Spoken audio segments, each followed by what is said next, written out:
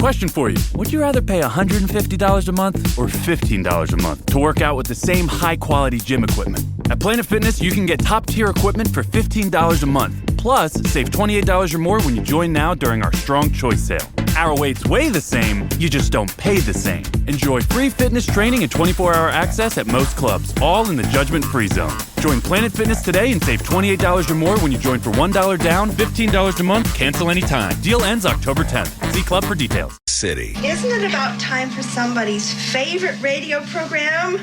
Yeah. 97.3 ESPN presents The Sports Bash with Mike Gill. When I'm driving, I got a guy on the radio who talks to me. I can't see him, but he talks to me. Now, live from inside the Ocean Casino Resort Studio, here's Mike Gill.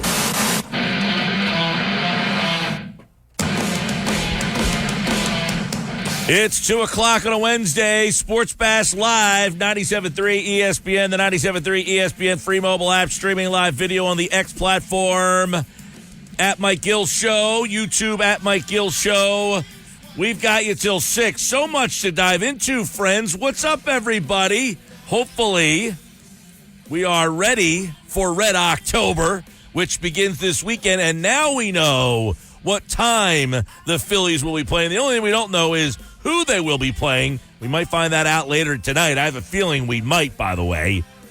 We'll get you all ready for Red October. Little Phils a little later.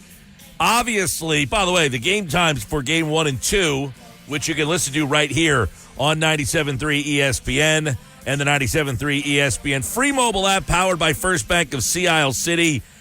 Phillies are 4 o'clock on Saturday and 4 o'clock on Sunday. The Phillies do not interfere with the Eagles on Sunday because the Eagles have a day off. They have the bye week. So Phillies got to own the day on Sunday, 4 o'clock. So you get the 1 o'clock football games. And then the 4 o'clock games are going to be in. What's the 4 o'clock slate look like? Let me pull it up real quick. You got Vegas, Denver, not a lot of interest. Couple 2-2 teams. Arizona, San Francisco, meh. Green Bay, Rams, not great with the injuries to the Rams.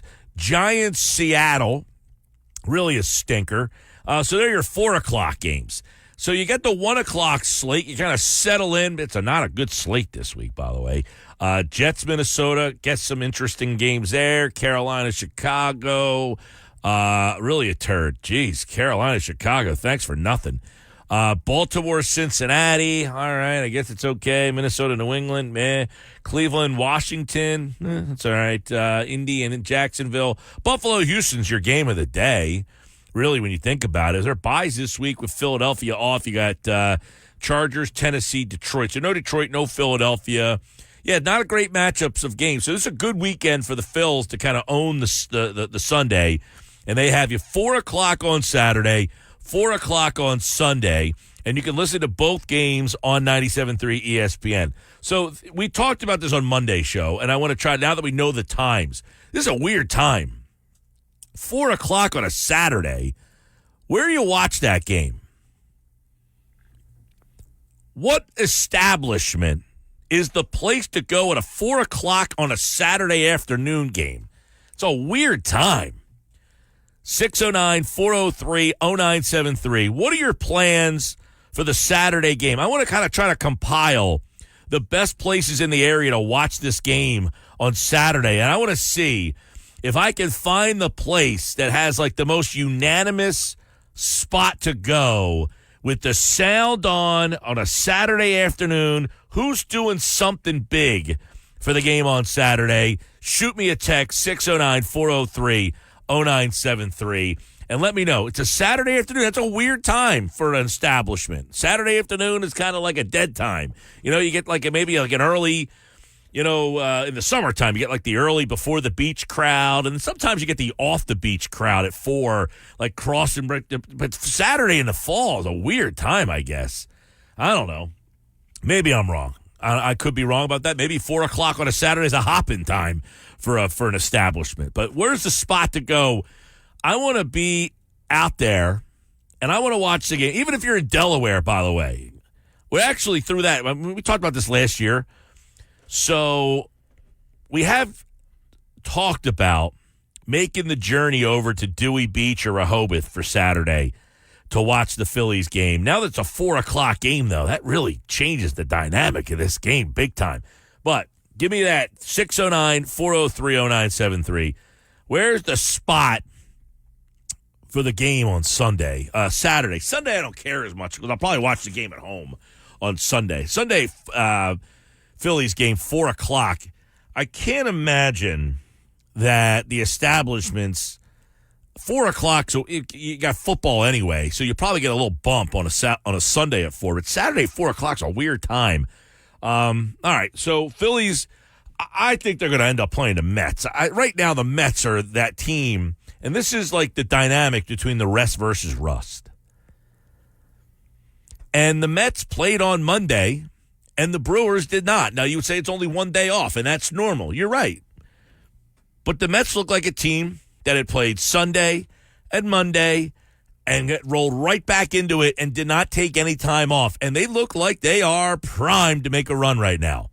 The Brewers, on the other hand, now I know they had a lead in that game, the Brewers, but they never quite got off the mat. It seemed like they got a lead and just couldn't get into another gear, right? You were watching that game, and the Brewers just got overtaken by the Mets in that game and just couldn't kick it into another gear. Once the Mets scored 5 in the 5th, the Brewers were like dumbfounded, shell-shocked. You know, Brewers scored 2 right off the bat. Like, hey, no rest for the weary here. The Mets come back and score 3. And then the Brewers 2 innings later, they get a couple, so it's 4-3 in the 4th. It's like, here we go. And the Mets put up a 5 spot, and the Brewers just fell apart. Yeah, this Mets team right now, I can't imagine that the Phillies are sitting in the clubhouse getting ready for their inter-squad game today. And I got thoughts on that inter-squad game, too, by the way. I can't imagine around that clubhouse the Phillies are all that thrilled with what's going on with the Mets and having to possibly play the Mets right now. That's just my thoughts. Now, here's my thoughts on the inter-squad, okay? And I tweeted about this last night, and somebody came after me about it and gave me a rough time. But maybe I'm out off my rocker. But if I'm in charge of the Phillies, which I'm not, I just host a radio show, so maybe I have no idea what I'm talking about. But here's what I would have done. You want to give them off Monday? Fine. Take the day off. Monday, you're off. No problem with that. Tuesday, I think they had like a workout to some extent. They had like some sort of workout. I don't know what a workout entails at that level, but I can't imagine it's too rigorous. Today, they're having an inter-squad game. Okay. They're having some fun with it. They're drafting the teams. They are putting some bets on the line. Sounds fun, right? Doesn't sound like, I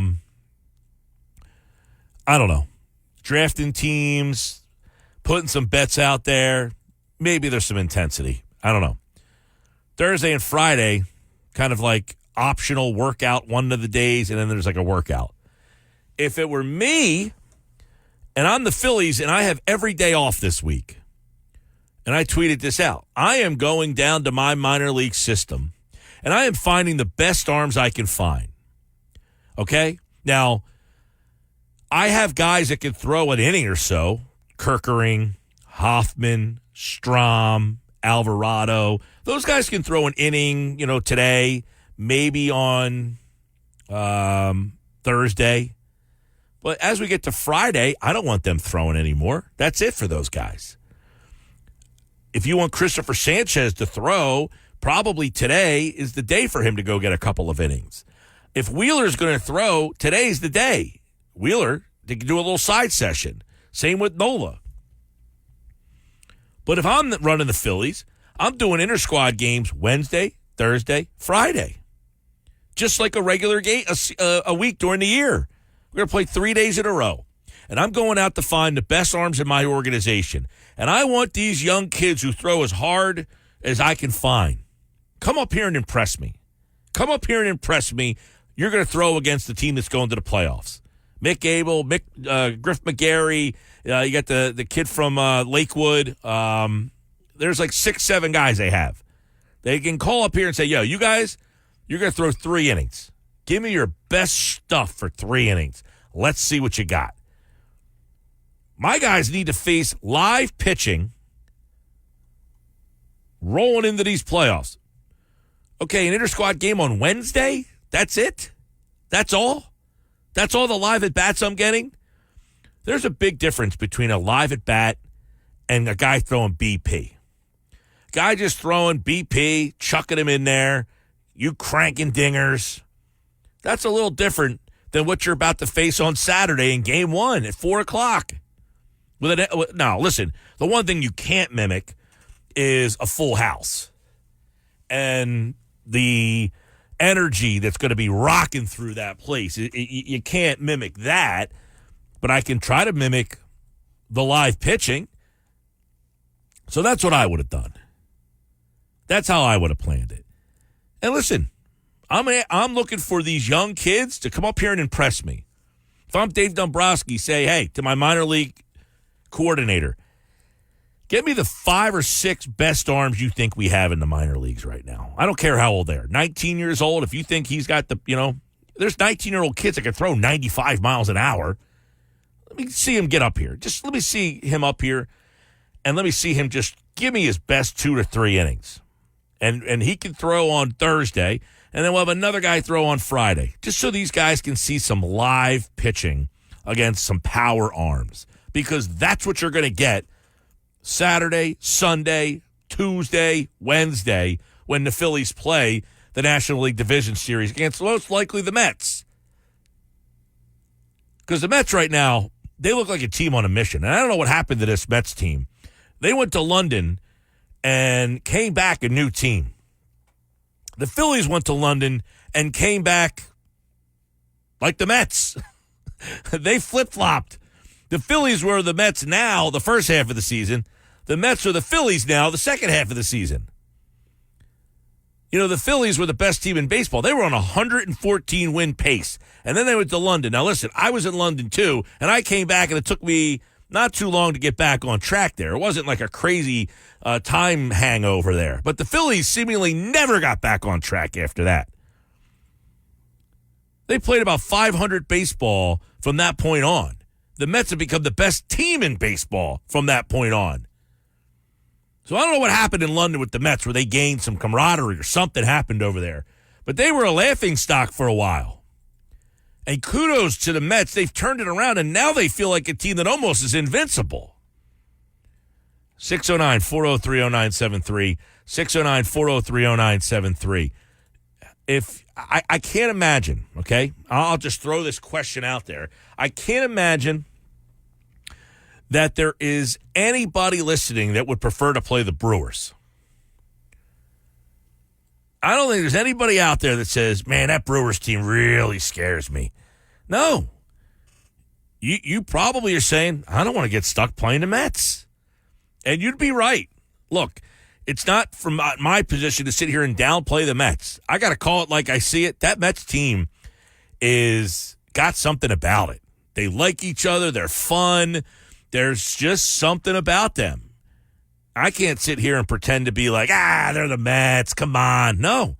I've watched enough of this Mets team over the last 2-3 months of the season to say there's something about this team, man.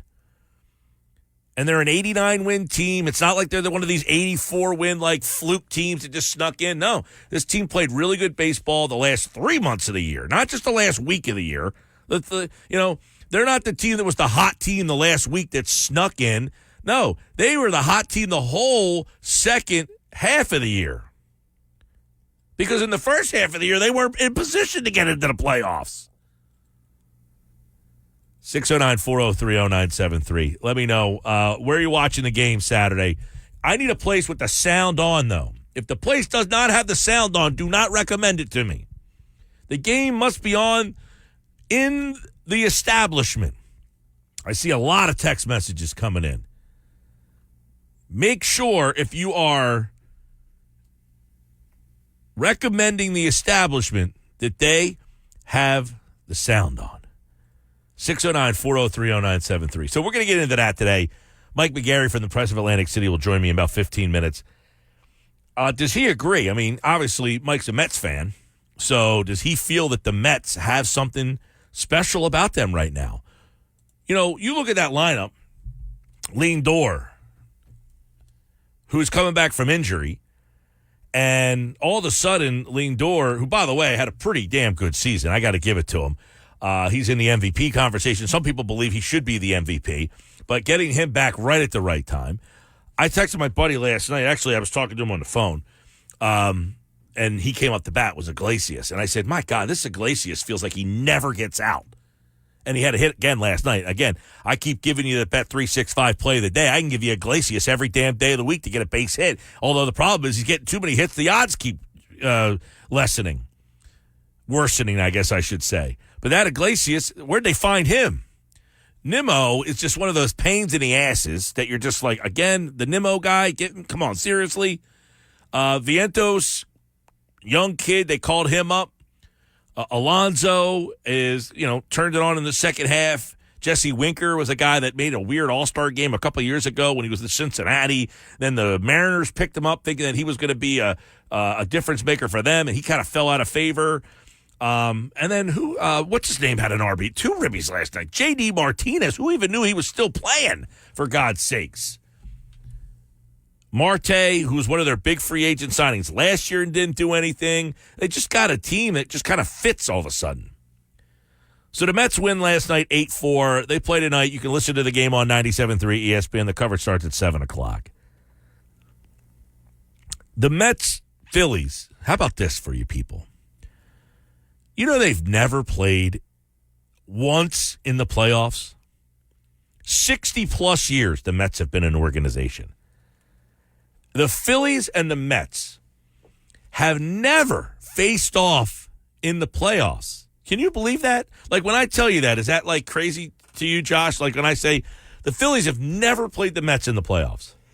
The only reason it doesn't surprise me is because baseball has such a long history of there only being 2 divisions, and the Mets and the Phillies were always in the same division. And up until the mid to late 90s when they instituted the first wild card, it was just the winner of each division who played each other. Yeah, I mean, you would just think somewhere along the line, the Phillies and the Mets would be able to meet up in a playoff, but they have never done it. I mean, they have eliminated each other in the regular season from the playoffs multiple times. Well, the Phillies and the Mets, they are always kind of battling, but they never seem to be good at the same time. Correct. That's another problem. Is in the wild card era, which has been around for a little while now. There's been different incarnations of the wild card era, but there has been wild cards around now for at least, you're talking about 20 years. I'm going to say I believe it was 95. Yeah, I'm going to say. So you're almost 30 years then that you've had the wild card around.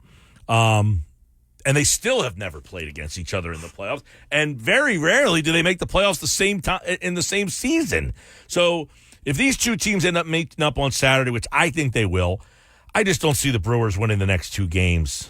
They'd have to win today and again on the games are all in Milwaukee, which I don't think really matters. Everybody went crazy about Phillies need home field advantage. No, you just got to win the damn game. Who's pitching? Montas tonight. 95 was the first wild card year. Good pull. 1995. I graduated high school. So you're talking about almost 30 years ago. You and the wild card hanging out. Yep. Montas and Minaya tonight and that's advantage to me. That's advantage Mets. The Brewers are a weird team because they trade away Corbin Burns for the season, and we all assumed that they were just going to, Yeah, it felt like they were a team that was going to take a step back. But that division sucks. That's what I was saying earlier today to somebody. I was like, this division is just not good. Yeah, that division's just not good. And they did win 93 games, so give them some credit for that. But they're in a division that's just not very good. And, you play your division more than you play, not as much as you used to. Right, it's not like back in the day, but you're playing Pittsburgh, Cincinnati, Chicago, St. Louis. Those teams are all like the epitome of mediocrity. I mean, but give the Brewers some credit. They did win that division, but man, they just don't feel like it. I love the text messages coming in. 609-403-0973. 609-403-0973. Sports Bash Live. Lindor was probably going to win MVP, but then Ohtani went off in the second half of the season, but he had a great season. Yeah, Lindor got hurt. And Ohtani went off. It was kind of like a simultaneous, like a bang-bang play at first base. Exactly, yeah. Like the play last night that did the Brewers in, the bang-bang play at first base. where the pitcher gets over late to cover the bag, and actually it wasn't really late. It just that he got beat there. You know, they made the comment on 97.3 ESPN on the radio. I believe it was Chris Burke was the color guy on the game, and he made the comment, he says, you'll work on that in spring training, and it takes you about 6 months for that thing you've been practicing back in spring training to come into play. Yeah, the PFP's there. Luke in Atlantic City says, 4 o'clock on a Saturday, the bank won't be as electric as a 7 o'clock game, and I bet when we go to New York, the games are going to be at night. You're going to be right about that. The games during the week are going to be most likely night games. Yeah. Because on the weekend, the way that it works out, on Saturday anyway, now Sunday you only have 2 games. It's just Phillies and Dodgers. Correct. But it's a 4 and an 8. On Saturday, there's games like all day like there is now. You have a all quadruple 4 header games. here on 97.3 ESPN. Yeah, we got all 4 games on Saturday from 1, 4, 7, and 8:30 or something to that effect. 6:30, whatever it is. Yeah, there's 4 games. But yeah, the Phillies do have the 2 day games this weekend. I would imagine when they go back to the 2 games, now that's going to be the question. I don't remember this. In the division series, did they play afternoon games? Last year? Not the divisions. Well, yeah, the division series. In the division series, will they play afternoon weekday games? So, in other words, there's 2 games on.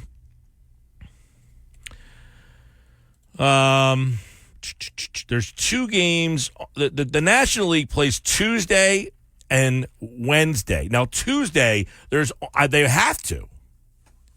Because Tuesday, there's 2 games. It's the National League. Wednesday, there's 4 games. There's the 2 American League Divisional Series Game 3s, and then the 2 National League Division Series Game 4s. So you would have to play afternoon games. So I'm wondering on that Tuesday, October the 8th, if the Phillies-Mets game will again be an afternoon game and the Dodgers-Braves game will be a night game. Or will they go, I say Dodgers-Braves, it could be Dodgers-Padres, which would really change the dynamics of it. Because if it's Dodgers-Padres, both teams are West Coast games. So you could play the game at 7 o'clock out there, and it could be a 7 o'clock Phillies-Mets and then a 10 o'clock Dodgers-Padres. But if the game's in Atlanta, you can't play, obviously, at 10 o'clock at night. You would have Dodgers at home in Game 1 and Game 2. They're both at 8 o'clock. Tuesday, Game 3, if they're playing the Braves, would be in Atlanta, and that could potentially – then you would have a 4 and a 7. So last year in 2023, none of the games were played earlier than 5 o'clock. Okay. But if you go back to 2022, Game 1 of the Phillies-Braves was a Tuesday at 1 p.m. So they did do it a couple of years ago where they played a game in the middle of the afternoon. Game 2 was 4:30 in the afternoon. All right, Sports Bash Live, 97.3 ESPN, the 97.3 ESPN free mobile app. Where are you watching the game on Saturday? Best places in the area with the sound on. Best places in the area with the sound on for the game Saturday, Sunday, 4 o'clock on 97.3 ESPN. Why don't you just look at the bleeping schedule up on ESPN? What are you talking about? I don't know what that's in reference to. Some of the games, the times aren't out yet. I'm curious why the person felt the need to include an expletive. Yeah, I don't know what the expletive was for either. Was that necessary? Yeah. Yep. I don't know what I have no idea what. Text us back and be a little more specific. I don't know what that's referring to. Mike, I agree with you bringing up live minor league to pitch inter-squad games this week. Let's hope the Brewers win. The Mets team reminds me of the 2002 Phillies, scratching and clawing to get in the playoffs, peaking at the right time, but the Phillies bats go cold when Wheeler pitches and the Phillies lose. It's a bad omen. Yeah, I don't like the way this sets up, but I do think I would do live BP, even if I play a 5-inning game. 609-403-0973. Mike McGarry from the Press of Atlantic City is on the other side here on a Sports Bash Wednesday on 97.3 ESPN, the free mobile app powered by First Bank of Sea Isle. You're listening. What's the easiest choice you can make? Window instead of middle seat? Picking a vendor who sends a great gift basket? Outsourcing business tasks you hate? What about selling with Shopify? Whether you're selling a little or a lot, Shopify helps you do your thing, however you cha-ching. Shopify is the global commerce platform that helps you sell at every stage of your business. From the launch your online shop stage to the first real-life store stage, all the way to the did we just hit 1 million orders stage. Shopify's there to help you grow. Whether you're selling scented soap or offering outdoor outfits, Shopify helps you sell. Wherever and whatever you're selling, Shopify's got you covered. Sign up for a $1 per month trial period at shopify.com/try. Go to shopify.com/try now to grow your business, no matter what stage you're in. Shopify.com/try. With Mike Gill Never thought this radio stunt would catch on so big. on 97.3 ESPN.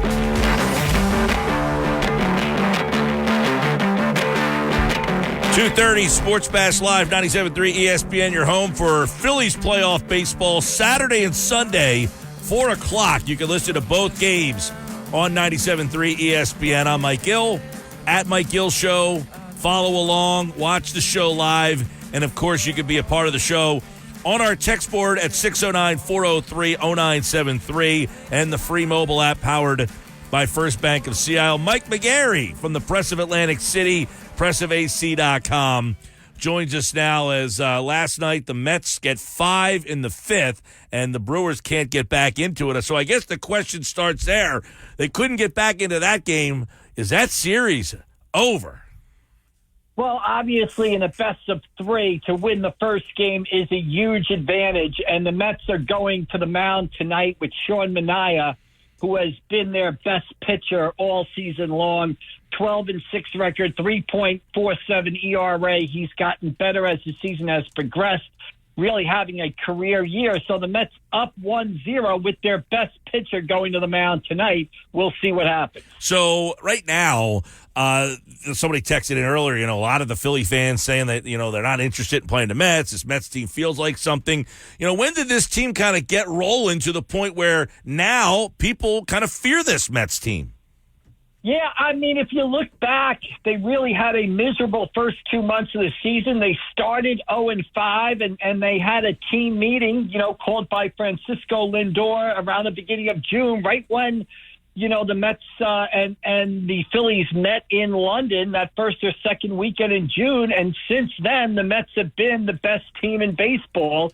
And they do seem to have some mojo about them. There was the win against Toronto a couple of weeks ago where they were getting no hit until the 9th inning, and they come back and win that game. Obviously, Monday's game, again, the win over the Atlanta Braves, arguably one of the greatest regular season wins in Mets franchise history. I realize that's a low bar, but it was a tremendous victory. And then yesterday, for some reason, the Milwaukee Brewers pull Peralta from the game. They bring in the bullpen, and the same relievers that shut down the Mets over the weekend in Milwaukee could not do the job yesterday. You take a look at what the strength of that Mets team is, when they match up with the Phillies. Do you like that matchup if you're the Mets? Do you feel like, the Mets are toe-to-toe just as good, if not better, than the Phillies? Yeah, I think they can go toe-to-toe with them. I mean, they just went toe-to-toe with them over 7 games. I think the Mets took 4 of the 7. Now, 2 of the games, I know at least one of the games is a Taijuan Walker game, which kind of might throw off your math a little bit. 2 of the games might have been a Taijuan Walker game, or 2 of the games were number 5 started games. Walker pitched well in relief and won, and then he started the other up at Citi Field and just got bombed. But they just went toe-to-toe with the Mets, with the Phillies, including beating Zach Wheeler on Sunday Night Baseball 2-1. So, I see no reason why the Mets would have fear the Phillies. And look, the Mets are right now, if they were to win tonight, one of those teams you worry about in the postseason. Are they, quote unquote, the plucky underdog getting hot at the right time? Mike McGarry from the Press of Atlantic City, pressofac.com. Mike, do you like the Phillies' kind of little off-week schedule here? Yeah, I mean, Mike, I'll be honest with you, I think people are making much too big a deal about it. I mean, these guys play baseball. They've been playing baseball since February 14th. To think you're going to lose it in a span of, 3 to 4 days, I just don't see it. If you look back at playoff history, you go back to the 1970s when they just had the division series, there was often a break of 3 to 4 days between the end of the regular season and the start of the championship series, back when only 2 teams made the playoffs in each league. So, yeah, I mean, I don't really understand, or I think too much is being made of the fact that, you had. Well, to be fair, Mike, but to be fair, though, both teams had to sit out the same amount of time. The big thing has come in this year where these 2 years, I guess it's the third year of it now, where the 1 and 2 seeds have been knocked off by teams that are kind of playing during the week here. You didn't see that back then, where the teams were, one of them was off and the other one was playing. Now you have the team that's waiting till Saturday. They don't know who they're playing and they haven't done anything. And I say, do you like what they're doing during the week? They're doing an inter-squad game today. I don't know how much you know or anybody knows about who's pitching, how they're splitting these teams up. But if it were me, I'd be playing an inter-squad game almost every day this week. I find some arm in my organization, the youngest 19-year-old kid who can throw 98 miles an hour, get him up there and say, give me your best, buddy. Try to make an impression. I think these guys got to get live at bats Wednesday, Thursday, Friday. You can't just sit around taking BP against a 60-year-old man. Yeah, I agree. I like the idea of the inter-squad game. There was no media allowed today at Citizens Bank Park. Rob Thompson's going to talk on a Zoom at 3:45 today, so we'll try to find out as much as we can about the inter-squad games and some of the roster questions that this team has when Rob speaks. But, Mike, I just think more than the days off, I just think it's the fact that baseball has expanded its playoff field. And when you expand the baseball playoff field with the nature of the game, and I have a column up on pressofac.com where Dave Dombrowski talks about it, just the randomness of baseball playoffs. Bryce Harper pointed out it's a lot like the NHL playoffs. I just think you're going to see 6 seeds beat, 1 seeds, or you're going to see upsets because that's just baseball. It's the randomness of the sport. One reliever doesn't have it, and you're done for the day. Yeah. One starting pitcher doesn't have it, you're done for the day. A ball hits a bag and bounces one way, lands foul by inches, fair by inches. I just think the randomness of the sport, you're letting more people into the postseason. I think it's a lot like hockey. Anything can happen in the baseball playoffs, and I'm not sure what the team with the bye does to have off during that week. You just can't stop that randomness or the quirkiness of the game. Well, I'll tell you, I don't like all the playoff teams, but if you're going to give me 7, you might as well just give me 8 and have 1 versus 8, 2 versus 7, so that the 1 team and the 2 team are at least playing during the week. So we don't have to go through, we're sitting and they're not. Just make them play then, and you have to play the 8 seed. Let an 8th team get in, and then everybody 1-8, 2-7, 3-6, 4-5, and then you go from there. So everybody has to take the same path. And I know you would say, well, then what's the being the 1 seed or the 2 seed, what's the value? Well, you're being the 1 or the 2 seed and you're complaining about it. Right, and you would be home and everything else. Like, I don't mind if baseball did expanded playoffs, but I just think the randomness of the sport, you're going to continue to see some upsets a lot of the time, like you see in hockey, basically, where teams, where the favorites don't often come through. This isn't basketball or football. It's the nature of the sport. One starting pitcher doesn't have it in a short 3-game playoff series, and you're done, basically. So that's just the baseball playoffs, and it's weird. Dombrowski talked about this. You play 6 months, you start in spring training, you play 162 games. So the baseball season is a marathon, and it sets you up to run a couple of sprints. And if you get left in the starting blocks of the sprint, your season's over. Well, that's why I hated the 1-game thing. The 3-game, look, baseball is predicated on series. The 3-game, I'm fine with. I hated the 1-game thing. That being said, Mike, if the Mets win tonight, they will play on Saturday, which means the Mets would also not play on Thursday and Friday, so they would have 2 days off getting ready for the Phillies. That said, the Phillies and the Mets have never played in the playoffs against each other. How electric would those, if they played all 5 games be? I'd love to see it. I think it would be great for, both cities. I think it'd be great for both franchises. Like you said, they've never been met in the playoffs before. It'd be interesting to see what the crowds are like at each field. How many Mets fans drift down the turnpike to Citizens Bank Park? How many Phillies fans up to Citi Field watch those games? It'd be a lot like the Knicks 76ers series. However, I think it'd be even more. I think it'd be Knicks 76ers that we experienced last spring on steroids, basically, because it's the Phillies and the Mets. I think it would be tremendous to see. And like you said, they've never met in the playoffs before. Maybe we're due. Maybe we're due to get certainly an entertaining weekend, an entertaining series out of it, because I think it would be great. And again, I think the crowds would be worth watching just as much as the games. Any thoughts on the Phillies roster configuration? Do you think they go 14-12, 13-13? If they go 14-12, I can't even think of who would be the 12th guy. Turnbull, I guess, would be the wild card if it's him. But if they go to a 13th guy, I don't even know. I don't even have a guess on who that guy would be. Yeah, I'm guessing that they're going to go the extra position player guy. Dombrowski seemed to hint yesterday when he met with us in the dugout yesterday that that's the way they would go. And with a short 5-game series, you just simply don't need that amount of pitching. And the extra bench player would give you much more flexibility, allow you to make a lot more moves than you could with the 4 bench guys. So if I'm them, I'm going the extra guy off the bench on the field. That said, Mike McGarry from the Press of Atlantic City. Got the Mets and the Brewers tonight. You can listen to the game on 97.3 ESPN. Is this series over? Do you think Mets win tonight? Are they moving on? Well, opportunity. I mean, you've got your best pitcher going on the mound tonight. It's set up for you to win. And if the Mets mojo is real, the OMG stuff, the McDonald's character grimace, the Mets will win. But knowing the Mets and their history, which I am well familiar with, something tells me we will be back for a Game 3 on Thursday night out of Milwaukee. Wow. It seems too perfect for the Mets. I mean, they won yesterday. They've got momentum. They've got their best pitcher going. Who could screw that up? The New York Mets. Yeah, well, I think, by the way, you left out the Hawk-Tua girl. Doesn't she have a big role in this? Yeah, exactly. We'll see.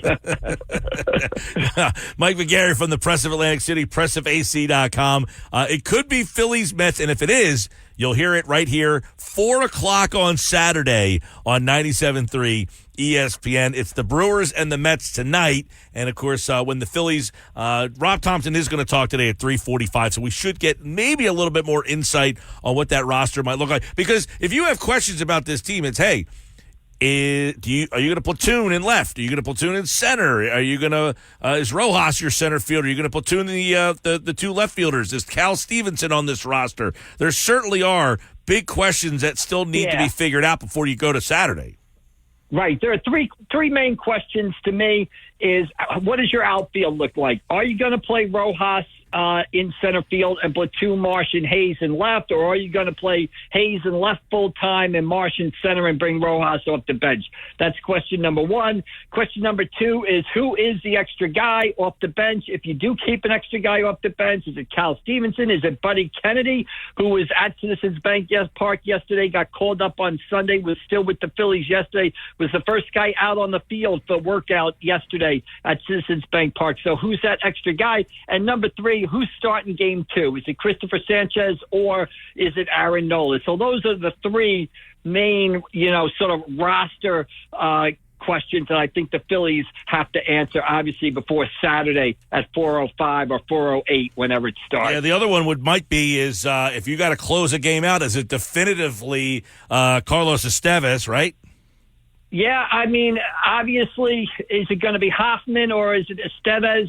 Estevez has not missed many bats, has looked a little shaky to me, closing it out. Hoffman throwing out his final outing of the year against the Nationals on Saturday, where he did not pitch well in a low-leverage situation. Not unusual to see relievers sort of blow up in that situation. Hoffman has been their best and most consistent reliever out of the bullpen since Game 1 of the season. He misses bats with that slider. Do you go to Hoffman in a big spot, or do you go to Estevez? To me, I go to Hoffman to take down what I think will happen is Hoffman will take down the highest leverage part of the order. So if that comes in the 8th inning, it's Hoffman. If that comes in the 9th, I would expect it to be Hoffman. Last one would possibly be a Platunin at second base. Is that Sosa against lefties, or is Stott playing every day? Yeah, I play Stott every day. I just think, defensively, he's been outstanding all season long. He has had a disappointing offensive season. There's no doubt about it. But I just still have faith in Bryson Stott. He looks too good. His swing looks too good to have the year that he's kind of had so far this season. I would trust in him. He's a guy that could get hot in the postseason and go on a tear. And plus, defensively, he has just been outstanding at second base, and I'm not going to take his glove off the field in the postseason. All right, Mike McGarry from the Press of Atlantic City. PressOfAC.com, at AC Press McGarry. Friday, he's back. We will know who the Phillies play, most likely his Metropolitans. We'll discuss it more on Friday's show. Thanks, Mike. All right, we'll see you down the road. Thank you. All right, Mike McGarry from the Press of Atlantic City, PressOfAC.com, here on the Sports Bash Live on 97.3 ESPN, the 97.3 ESPN free mobile app, streaming live video on the X platform, at Mike Gill Show. We got John McMullen going to talk a little Eagles next hour. Got a lot of stuff. I was on McMullen's show earlier this morning. We got into a couple of different topics that we'll continue on here because it was a long conversation. But the question we have in the first hour on the text board, 609-403-0973, 4 o'clock Saturday. Where's the place to watch the game in our area? Delaware, 8 Jersey counties. Give me a spot that has the sound on. Now, I see a lot of people texting in on this one. Make sure the sound is on. I got to have the sound on. Devlin says 4th row behind the Philly dugout. I got lucky. Well, no sound on for you, Devlin. I actually got offered a ticket to go to the game. I declined, Josh. I declined. More Sports Bash coming up on 97.3 ESPN, the free mobile app, streaming live video on the X platform, at Mike Gill Show. When you need mealtime inspiration, it's worth shopping Baker's. For thousands of appetizing ingredients that inspire countless mouth-watering meals. And no matter what tasty choice you make, you'll enjoy our everyday low prices. Plus, extra ways to save, like digital coupons worth over $600 each week and up to $1 off per gallon at the pump with points. So you can get big flavors and big savings. Baker's, fresh for everyone. Fuel restrictions apply. The Sports Bash with Mike Gill on 97.3 ESPN and the free mobile app. 2:51 Sports Bash, 97.3 ESPN. John McMullen at 3 o'clock today. We'll talk to Sixers forward Gershon Yabusele coming up at 3:30 today. You can listen to that right here on the Sports Bash. Gershon is he got drafted 16th overall by the Celtics. Played 2 years in Boston. Didn't get a lot of playing time. And he went overseas to play. But he really jumped out on the map this year at the Olympics, playing for Team France. For those of you who have no idea who I'm talking about, if you watched USA France in the gold medal game, he was the guy who posterized LeBron James. But it wasn't just that play that put him on the map. He shot the ball well. He averaged like 17 a game. He had a really good Olympic run. And we'll talk to him about his role with the Sixers coming up at 3:30 today on the Sports Bash Live on 97.3 ESPN, the 97.3 ESPN free mobile app and live video streaming on the X platform at Mike Gill Show. Let's get a couple of more text messages in.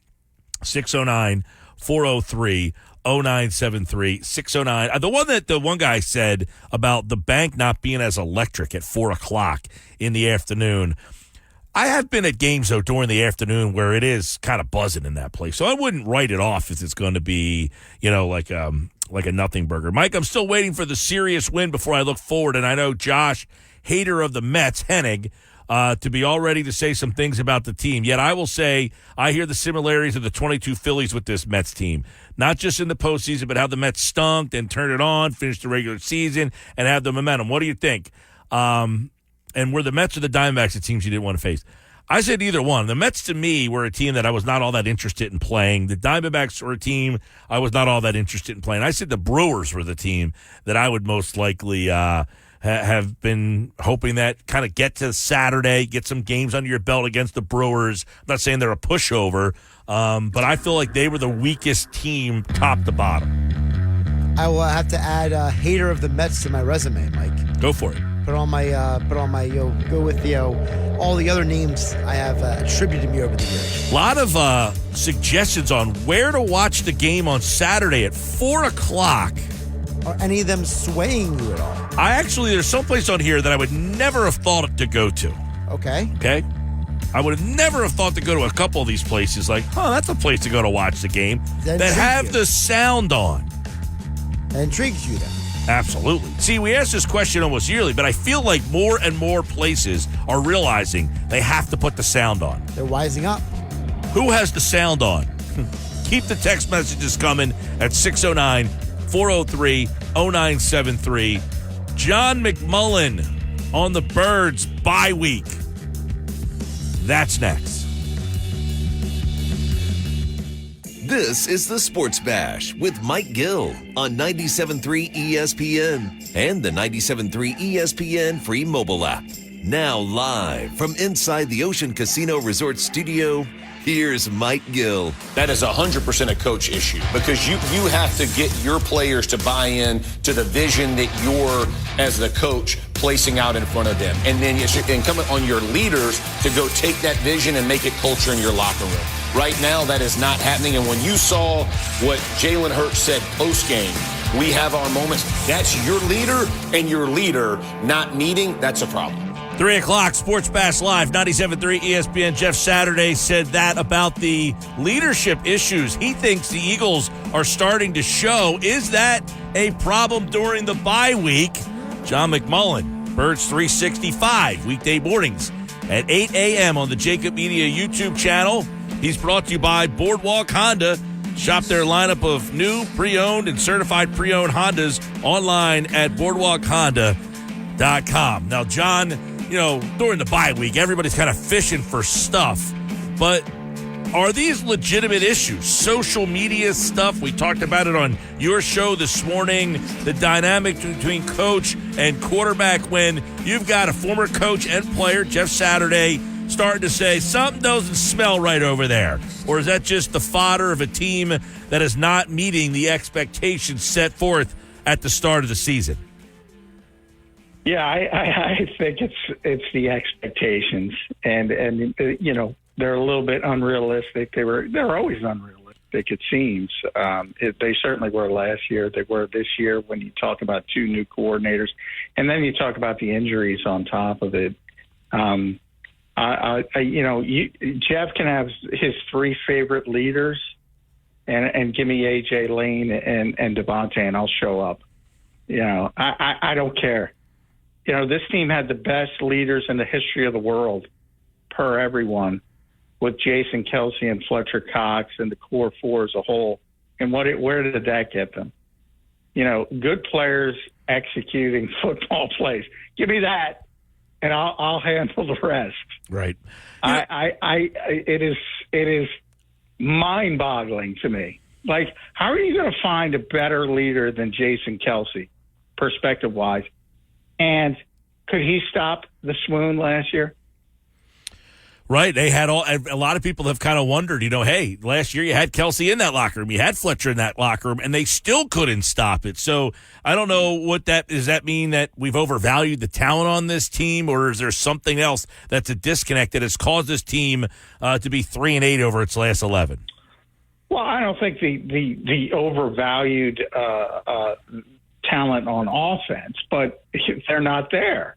And the assumption that, you're just going to replace those three guys with Paris Campbell and Johnny Wilson and Fred Johnson and go out there and, hey, Kellen Moore will figure it out. No, he won't. No, he won't. But the good news is, and that's not an insult to Kellen Moore, the good news is they're going to be back after the bye, and I think the offense is going to be fine. Now, defensively, And then we'll get back to the nitpicking in a particular game of what they should have done. But the offense is going to be top 5 in the NFL as long as everybody's healthy. Defensively, they got some major issues. And we'll see if they can correct those. But, yeah, the offense, I think, can be traced all to – they came into that game. I had to look it up. They came into that game number 2 in total offense, number 3 in rushing offense, and number 5 in passing offense. Now, it's a very small sample size, not very meaningful, but that was without their best player for 2 games, and that was where they were from an overall standpoint. And then you have the anomaly of missing all 3, arguably their 3 best players in one game, and yeah, they couldn't replace them. Shouldn't be a shock. Should they have persevered a little bit better? You can make that argument. But, yeah, I mean, to jump off the Walt Whitman, I think the craziness of these takes is astonishing to me. They don't have their best players. Yeah. Well, listen, on the offensive side of the ball, I agree with you. I said yesterday, hey, 4 games, if at the end of in mid-November, if we're still talking about this offense, then you can look back and say, yeah, something's wrong here. I mean, with the talent they have on offense, this offense should be really, really good. They do not have those guys. So I will refrain judging fully the offense for now. But has the defense been a disappointment, or should we not be surprised by what we've seen through 4? I don't think you should be surprised, but it's also a little bit of a disappointment. I mean, it's going to be up and down because they don't have that kind of talent they have on offense that they, on defense. So it's more going to be hit and miss. Does Zach Bond have a good game or a bad game? I don't think you're getting consistency from week to week with this group. And plus, I do think the rest of the league is caught up to the scheme a little bit on top of it. So I think it becomes a little bit easier to deal with unless Vic makes some wholesale tweaks and things like that nature, which I don't know if he can at this stage. So it is what it is. But obviously they need more from Bryce Huff. They need more consistency from Jalen Carter. Jordan Davis, Nolan Smith have to be better. And the linebackers have to be a lot better, Nakobe Dean most notably. But from a consistency standpoint, even Zach Bond, Reed's been good, but he got food poisoning and then the heat on top of it. CJ has not been good. So a bunch of players who were supposed to be good haven't been that good. And that has amplified issues. And then anytime you miss 15 tackles, and that's the Eagles number, you're not going to win. A lot of times at the bye, it usually comes later, so you can ask this question and you can kind of, dive into it a little deeper. But there's self-scouting with the coaching staff. We hear that all the time. But a lot of times you look for potential changes. Is there anything that you see that you could say, they could think about doing that, or this could happen? Are there some things that they can tweak coming out of the bye that might be able to help this team, or is this the group that they went with the season, and because it's so early, this is who they're going to stick with? Yeah, for the most part, I do think you're going to see Cooper DeJean coming out of the bye in the nickel position. It certainly seemed to be something Vic was hinting at. I don't know if that's going to make a drastic difference as a young rookie player. You could argue maybe it's even a step back at least in the short term. But, it's one of those issues when you're struggling and you want to make some kind of change. I'm disappointed that they haven't sort of tried to scale back on. I get trying to turn Bryce Huff into a 3-down player. I get that in the summer. I get it in the off season. Especially if you're paying that much money, but after it hasn't worked out, I mean, just get him to where he's comfortable, wide 9, third long, and let him loose. I'm a little disappointed they haven't tried that, although, they never seem to be in third and long because they're ineffective on first and second down too often. So it hasn't been great defensively. I don't think it's going to be great. But I think back to the thought process, and the idea was pretty clearly, all right, let's have, if not the best offense in football, one of the 2 or 3 best, and then try to get to middle of the road defensively. And they can get to middle of the road. I think they can make that leap, but I don't think it's going to be a great defense.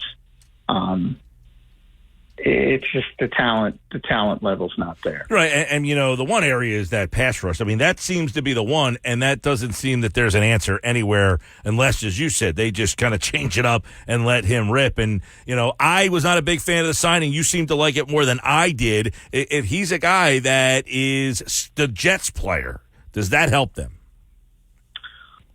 Now, what are you saying? Does what help him? If Huff is miraculously turns back into the guy he was with the Jets, does that change the dynamic? Dramatically, yeah, but I don't see that happening. And that's one of the things that's so disappointing about it, because he has done it at the NFL level. It's like it's not a projection. Like when you talk about Nolan Smith coming, it's a projection from college. He played at a high level to the point where you saw the Jets writers going, boy, that was a mistake that the Jets let him go. And here in front they're like, this guy stinks. What's Nolan's problem? They're going, boy, we wish we had Bryce Huff. What's Nolan's problem? Well, I think he's, a lot of it is just pure strength, and you get to the NFL and you get to these big offensive tackles, and especially the really dominant ones, and they got old man strength, as they say. And I think he needed a year to get in an NFL weight room. And to his credit, he did gain about 10 pounds and supposedly kept the same kind of athleticism. But you're talking about a 237-pound guy coming in. And, you're going up against some of these tackles who are just monsters, and you haven't even gotten to the Trent Williamses of the world, or, the Christian Darrisaw's or the Penei Sewells. You did see Tristan Wirfs, who's one of those guys last week. There's a lot of those guys, and you see it in practice with Lane Johnson. Like, that's one of the things that, if you go back to when Hassan Reddick was here, he never did anything in practice. And I think that was one of the things with the Eagles that they said they weren't as concerned maybe as others when you kept hearing those narratives that Bryce Huff wasn't doing much in practice, because Lane shuts people down, and he's got to go against him daily, and you figure, well, there's going to be improvement from working against Lane Johnson, and it hasn't worked out that way. But I think that was the Eagles' thought process throughout the summer, because they went through it with Hassan. And then Hassan showed up and performed. Haven't seen that with Bryce Huff. And it's certainly disappointing. It's, I see him out there, and when I see him on the field, he just looks small, right? I mean, he just looks like a small guy. And the second I see about Bryce, well, he's short. No, well, I'll tell you this. No, Nolan, but Nolan, yeah, Bryce dwarfs from a physical standpoint Nolan Smith and Jalix Hunt from a power, from a compact physique standpoint. Jalix obviously is taller. But, he's much more powerfully built than those guys. Those guys are pure speed players. So I think, those saying put Jalix Hunt in there or do something like that, yeah, I mean, I guess you can try it. But when I was just talking about those types of tackles, they're really going to push a player like that around. And he's really in the same boat that Nolan Smith was in last year, probably needs the full season to get a little bit stronger. And it happens all the time. It happens with offensive linemen too. So there's still some hope for those guys. Mm-hmm. But it's right now, it's not good.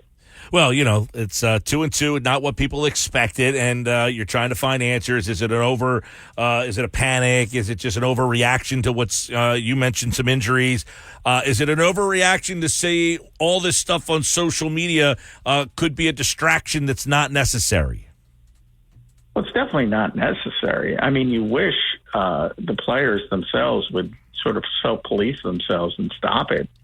But you and I talked about that on my show. I don't know how you do it. I don't know how you stop it. I'm sure the organization, in fact, I know the organization talks to them and says, look, I mean, there are people out there that are going to criticize you, and very harshly and very often very unfairly and often very negatively and attacking you in ways that you don't want to see. So don't invite it and don't look at it and ignore it. But that's easier said than done.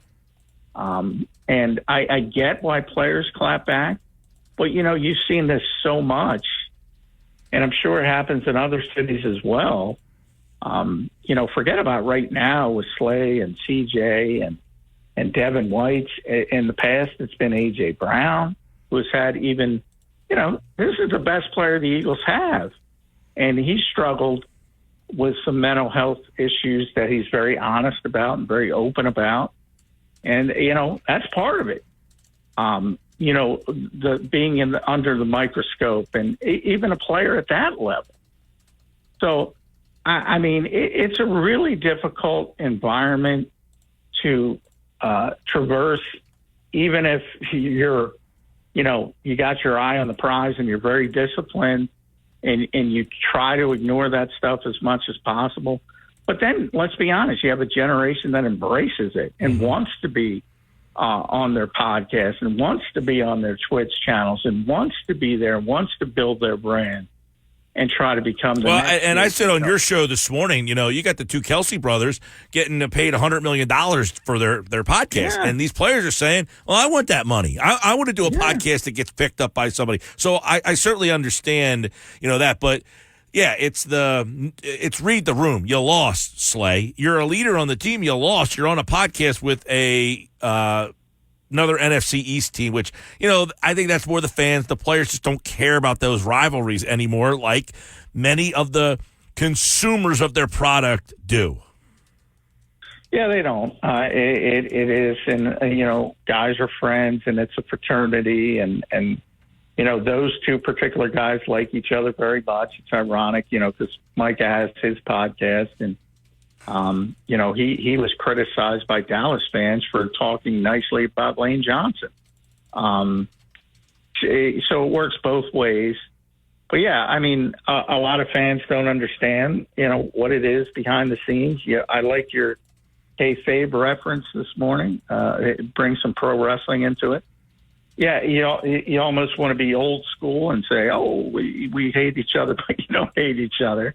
And look, as long as you're competitive on game day, none of that matters. And most guys are competitive because, the other part is, one of the reasons Slay is putting up his statistics and his 6 Pro Bowls and all that stuff is because he's proud.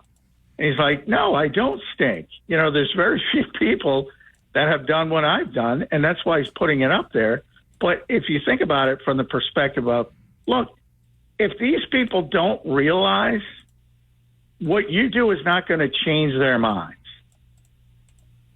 So in many ways, it's just a colossal waste of time. Yeah. But, it's human nature to want to defend yourself. And I've been in that position. You've been in that position. And we're at a much lower level, but we still get trolled and all that stuff. And you want to fight back at times and until, you get some experience and you say, what am I bothering with this person? But you got to be very disciplined, and it's hard. Yeah. It's easier said than done. Yeah, I can understand that aspect of it, but I guess in the end, he's on the podcast, and if they're having a good time and they're just talking about nonsense, pop culture, blah blah blah. But then he goes into talking about the performance of his own teammate. I mean, at that point, I think it's a legitimate question for me to ask you, John. Hey, C.J. Gardner-Johnson's kind of a loose wire sometimes. Can he look at that the wrong way and say, yo, Slay? Well, he already did, evidently. Right? He put up on Instagram something, damn, I guess. And everybody runs with that. He could be talking about something completely different, by the way. Nobody knows. He put up one word. But would Chauncey Gardner-Johnson would be within his right to be like, yo, dude, I thought we're supposed to be teammates here. You're blasting me on this guy's podcast. I would say, and I think if people listen to it, he didn't blast him. All he said is, he's a big trash talker. And all the stuff that CJ says, and he brings great energy. And he said, basically, the truth. I have never heard, honestly, Mike, I've never heard Darius Slay criticize anybody. That's not his gig. He's the uplifting one. He uplifts everybody, not only his teammates, that's why he's voted a captain, but other players and other defensive backs. And he's always talking about how good other that pisses people off too. He's that guy. And all he said was basically, if you're that vocal and you talk trash, and you don't perform, you're going to get what. That's it. That's all he said. Mm-hmm. He didn't criticize his play. But I guess people think he criticized his play. Well, as you and I think agree upon, it's just unnecessary noise, right? It's unnecessary. Well, I think, and this goes for Mike as well, just don't go on do it in the off season. Yeah. And I brought that up on your show. From February, the second week of February, because hopefully you're in the Super Bowl, until training camp starts. If you want to have a podcast and do a show 3, 5, 7 days a week, go for it. In season, I just don't think it's a great look, right? I just don't think it's a great look, specifically if your team is struggling. But it's not going away. Well, that's one thing. And by the way, when Jason first started his podcast, that was one of his issues. He didn't know if he wanted to do it in season for that reason. And he was, but they took it in a different way, and it got so popular. And it's a good dynamic with the two brothers. But he really weighed not doing it, because the last thing he wanted to do was go have some fun if the Eagles lost that particular week, even though. Those guys can't mope around when they lose, because they got to get right back to work. And you can't be that emotional. My whole week is ruined because the Eagles lost. You can't be that as a player. You got to show up, and you got to perform, and you got to get ready for the next week, and you got to turn the page as quickly as possible. You just can't be that way. And I think a lot of fans want them to feel miserable when they lose, but then they want to show them up the next week. Like I think what happens during the week gets lost in the sauce. Like, people don't realize how much they do during the week, and it's like, all right, we're going to play a game, then we'll see you next Sunday, and you just magically get there. I mean, there's a lot of work, a lot of preparation, a lot of grind. And you can't go through it if you're going to be that emotional, oh, my God, we lost. You can't be that way. Yeah. John McMullen, Birds 365, weekday mornings, 8 a.m. on the Jacob Media YouTube channel. Sports Illustrated's where you can see his writings on this Eagles team. And right here on the Sports Bash, there's a lot of things, that this team, expectation-wise, has not quite met yet. And one of them was, hey, they got new coordinators. Let's see how that changes things. So far, through a quarter poll of the season, the coordinator change, does it look like it's improved this team? No, it looks a lot like it did last year to this point. But, again, I think the context is it'll get better. It's not going to – they were 10-1. And there was a lot of good moments early in the season before the collapse. And then it turns into Sean Desai was, the worst defensive coordinator in the history of the world. And Brian Johnson was an idiot. Now Brian Johnson's in Washington. They're doing pretty well with their young quarterback. Sean's out in Los Angeles. But in the case of Sean, you go back, the only time the Eagles didn't embarrass themselves in Tampa over recent years was last year at week 2, was it week 3? Week 3. And they dominated the Buccaneers. I think it was 25-11, and specifically they dominated them defensively. And they had some good moments defensively in the first half of the season, and then it just went off the rails. Maybe it goes the other way this year, and you struggle a little bit early in the season, and you keep getting better and better. I think that's what you have to hope for. It's, even last year, if you look at last year's team, as bad as they were, well, at least they had Hassan Reddick. As you mentioned, with that pass rush, it's tough to see a pot at the end of the rainbow with that pass rush. Ooh, you're right about that. John McMullen, everybody. Birds 365 and right here on the Sports Bash Live on 97.3 ESPN. Check him out at JF McMullen on the X platform. All right, John. Thanks, buddy.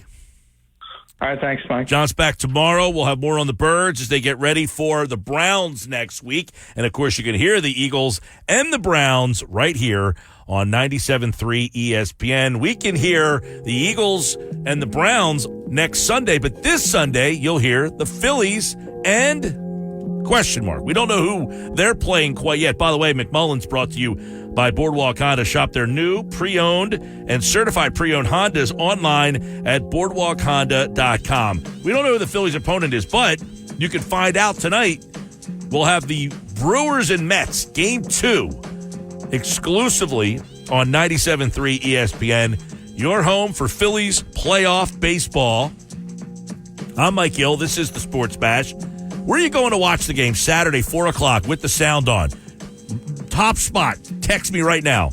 609-403-0973. I'll read off some of these throughout the day. I got so many of them. I'm compiling a list, and I want to see whose name comes up like multiple 3, 4, 5, 6 times. Some of these places I have been to, and I can't tell if they had the sound on or not. I don't remember. Like, in the last couple of years that the Phillies have been in the playoffs, I've kind of found a spot, but I want to shake it up a little bit. I want to get to a winning spot. So I see some in Shaner. I see yours there. I see Todd and Brigantine gives me a spot. I don't even think I've ever been in this place before. I've heard of it. I know where it is. I don't think I've ever been in there before. I never would have thought to go here for a game.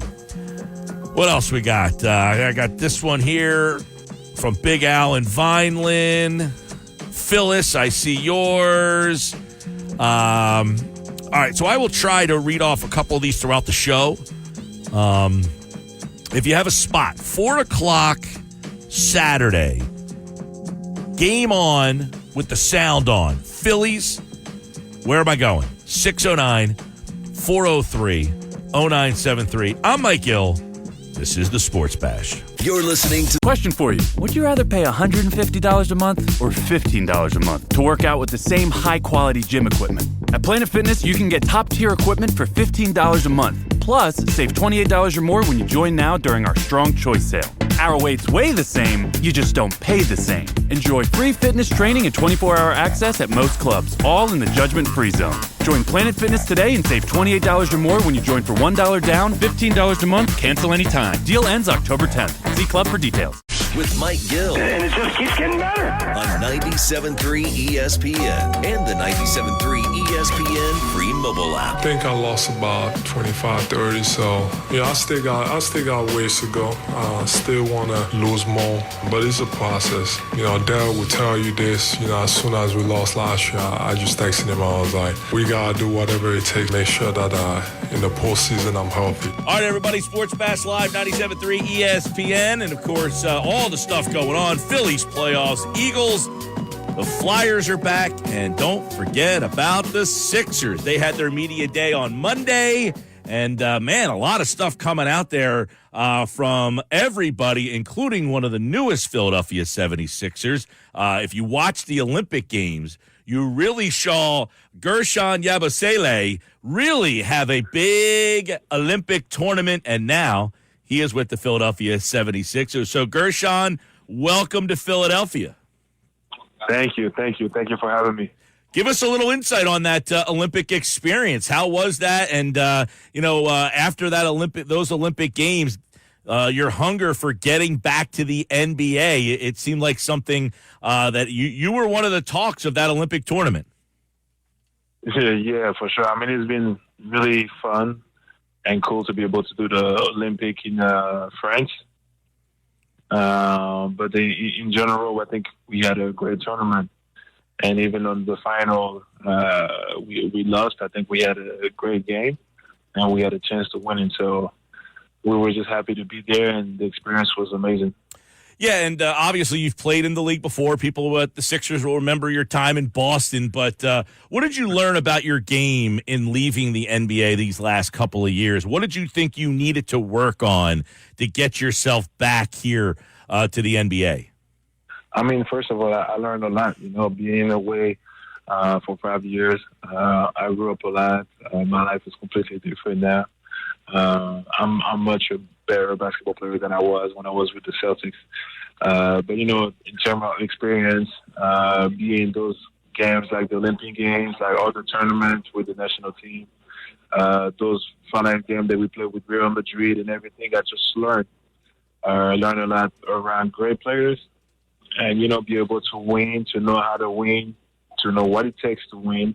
Of course, the shooting skill got better, and, on the court, my IQ got better. So I would say that I'm a different basketball player than when I was here before.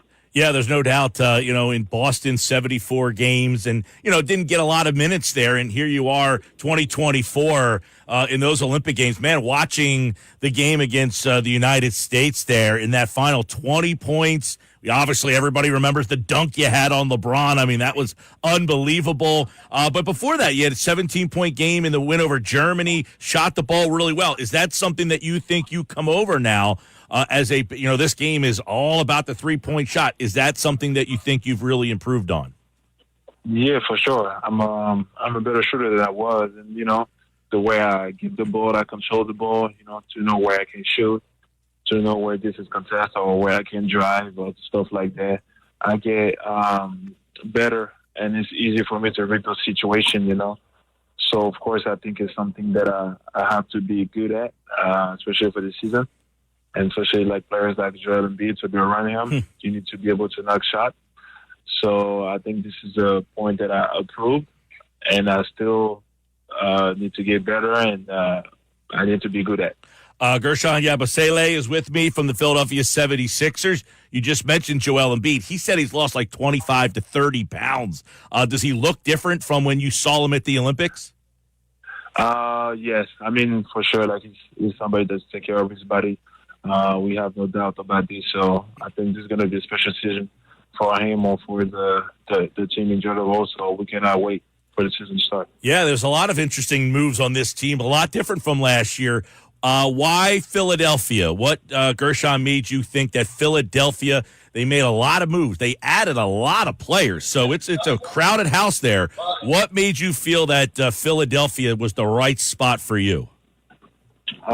Because, of course, if I look at the forward position, this makes sense because I will say that it's not like a real four. There's a lot of guys that can play four, but I'm not sure this is what they did like their whole career. But I would say like in real four, I probably won in the only year. But, in general, I think Nick Nurse is a great coach, and his vision is really important for the team.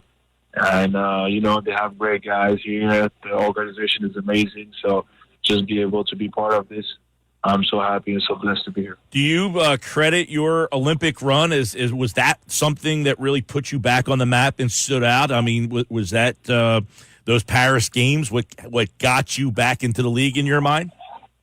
I will say for sure, especially the finals against the United States, because I feel what's really important is what you do against the American team, because if we be honest, it's the best team in the world. They've been proving this for years. So I think the real challenge was to play against them and to be able to perform. But on the personal note, I know the 76ers have been in contact for like 2-3 years with my agent already. So I know that they was willing to do something, and I'm sure that the final or the Olympic Games in general helped them make a decision. Now, you mentioned the 4 position. That's really your spot. Did they tell you anything? Hey, you have a chance to start. You're going to be a bench guy. What is your role entering camp? No, they didn't tell me anything, and I really think that this is going to be a feeling during the season or at the beginning or whatever, but it's something that they will take care of it and discuss.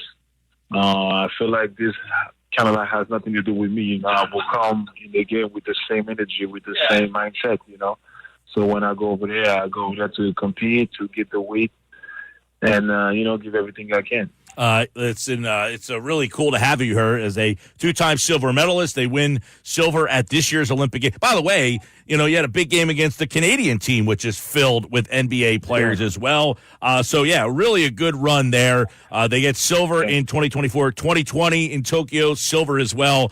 So the French team, one of the powers in the Olympic basketball world, and of course the Sixers looking to get their own medal here, that NBA medal, which is the NBA championship, and obviously adding Gershon Yabusele to that mix. I would imagine that posterizing dunk was a wild 48 hours for you. That thing was everywhere. Yeah, not just 48 hours.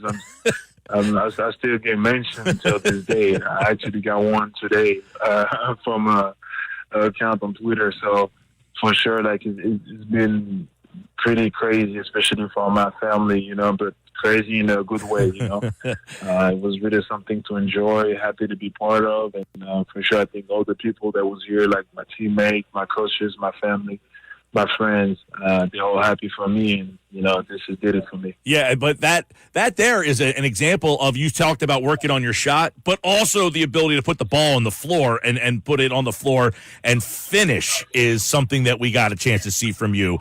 So obviously, everybody looking forward to seeing kind of a two-way game from you, putting the ball on the floor and being able to shoot from beyond the arc. Yeah, for sure. I think people will see me be able to take the contact and go to the rim. So this is one thing also that I feel pretty confident of doing. So, whatever I'm going to bring on the court, I'm going to do it to 100% and try to be the best. Well, cut a long way since being drafted back by Boston and obviously here with the Philadelphia 76ers. He was the 16th overall pick in the 2016 NBA draft, and now he's a member of the Philadelphia 76ers. And you'll hear Sixers basketball right here on 97.3 ESPN. Gershon Yabusele here on the Sports Bash. Gershon, we appreciate you spending a couple minutes with us. Thank you. All right, there you go, Gershon. By the way, that 2016 NBA draft, the number 1 pick was Ben Simmons. We know how that went. We know where that has taken him. Gershon was taken by Boston with the 16th pick that year. And, he had a minimal role with the Celtics, left the Celtics, and ended up going overseas. He spent last year in the Spanish League. And he's played well over there. He played really well with Real Madrid. But I think, as he admitted to, his run with the French team at the Olympics is really, and you guys who might say, I don't even know who you're talking about, go back and just look at the posterizing dunk that he had on LeBron. You saw his athleticism there. But if you watch them play throughout the Olympics, Team France, he was really good, really good. And when they signed him, there was a lot of buzz. I mean, he is a guy, 6'8", 270. He said, I'm the only real 4 on this team. He is a big, strong athlete that can shoot it, and we'll see. He said no promises whether he starts or comes off the bench, but I think he will have a pretty good role on this team. Gershon Yabusele here on the Sports Bash Live, and don't forget Sixers basketball all season on 97.3 ESPN. We got plenty more to come here on the Sports Bash. We appreciate everybody being a part of the show. Watch us live on the YouTube channel at Mike Gill Show, on the X platform at Mike Gill Show. More Sports Bash coming up. It's this question for you. Would you rather pay $150 a month or $15 a month to work out with the same high-quality gym equipment? At Planet Fitness, you can get top-tier equipment for $15 a month. Plus, save $28 or more when you join now during our Strong Choice sale. Our weights weigh the same, you just don't pay the same. Enjoy free fitness training and 24-hour access at most clubs, all in the judgment-free zone. Join Planet Fitness today and save $28 or more when you join for $1 down, $15 a month, cancel anytime. Deal ends October 10th. See Club for details. Mike Gill. Do I have everybody's attention now? On 97.3 ESPN and the 97.3 ESPN free mobile app. Minnesota is built very similar to Detroit. They have a very good offensive line. Yeah. They're not quarterback centric. And this is no slight to either quarterback, but their quarterback doesn't have to be the best player on the field for them to win games. The difference for me with Minnesota and Detroit right now is Minnesota's defense. Their defense is making more plays. Brian Flores is confusing people. Just Saturday, it's the Fine Five, Ugly Five, brought to you by Jenkins & Sons Plumbing and Heating for heating and air conditioning, installation service, maintenance, plumbing, or drain cleaning service. Call 609-641-6262. Online, jenkinsandson.com. Well, it sounds like he thinks Minnesota belongs in my Fine Five. Do I agree? Here we go. Let's do this. Ugly Five first. Always. Number 5, Miami. You can make an argument they should be higher. I could make an argument they should be higher. I don't know if Tua's coming back. If Tua doesn't come back, they're going to be in this all year because they stink. Without Tua, their quarterback play is atrocious. So they're in here now, and you're right, they probably should be higher. But other teams have more ineptitude through 4 games. Theirs was because of injury, and if the injury remains, I got to move them lower. Understandable. They stink. Yeah. New England is number 4. Competitive, they fight hard, but at the end of the year, there's a 4-win roster. They're kind of like that college football team that has like a random upset during the season, but they can't win any other games. The Giants. Poor Giants. They stink. They're a mess. Warms my heart. Carolina is number 2. They fight hard too now all of a sudden. Have you seen the video of Bryce Young on the sideline talking to Andy Dalton? He's almost like giddy that he doesn't have to play. I know. It's like he's enjoying the fact that he doesn't have to be out there like, hey, better you than me. Yeah, he's like, I'm getting paid for this? This is great. Jacksonville's the worst team in football right now. Sad to say it. Can't believe it either. I like that team. I like the roster. I don't know what's going on there. Dougie P says, I haven't lost the locker room. I've been in there. I can tell you I haven't lost the locker room.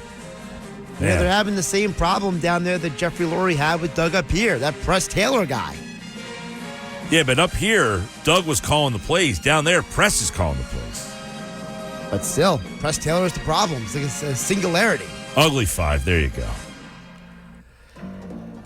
Fine 5. 5 best teams in the league. Number 5. I disagree with Jeff Saturday. I got Minnesota number 5. Okay. Fair.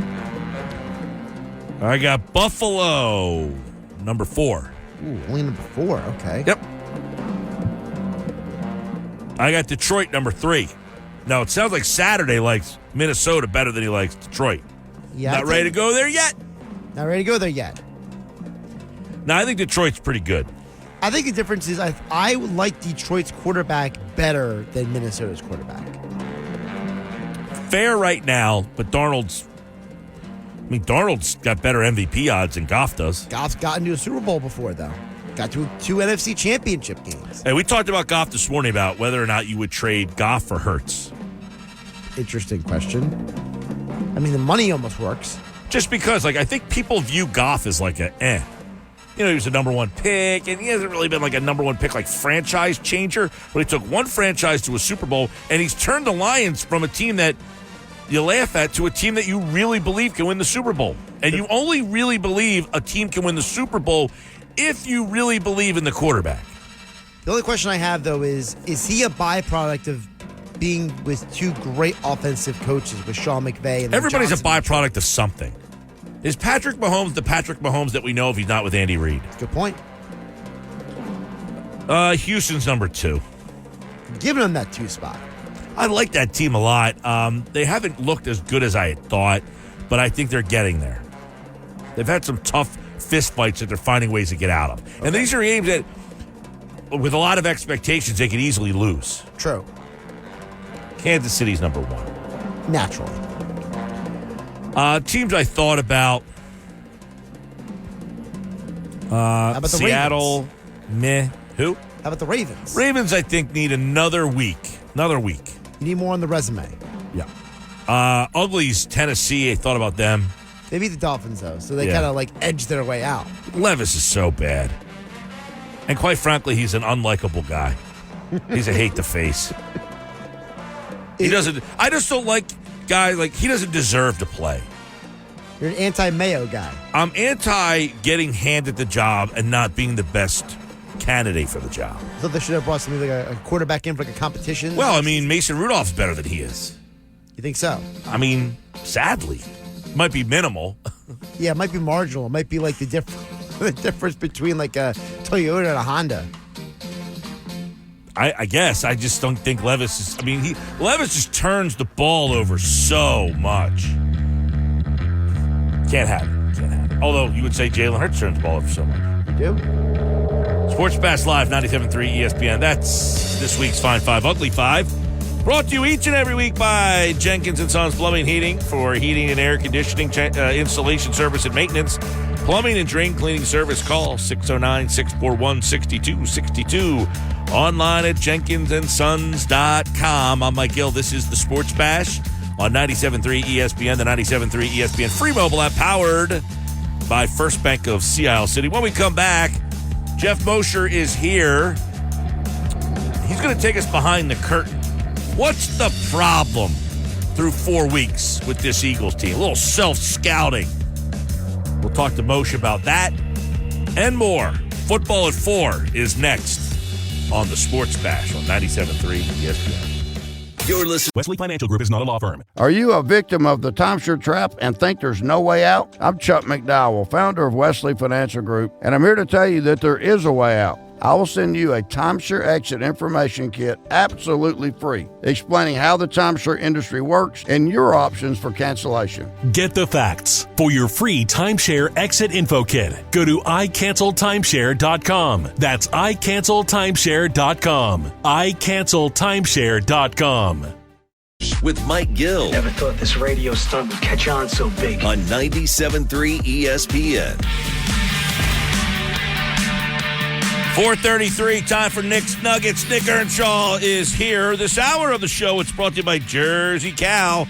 It's a great place for the family to hang out and eat ice cream year-round. Ice cream is a year-round thing at Jersey Cow. Open every day from noon to 10 in Northfield and in Brigantine. Another edition of the Nuggets brought to you by the Fanatics Sportsbook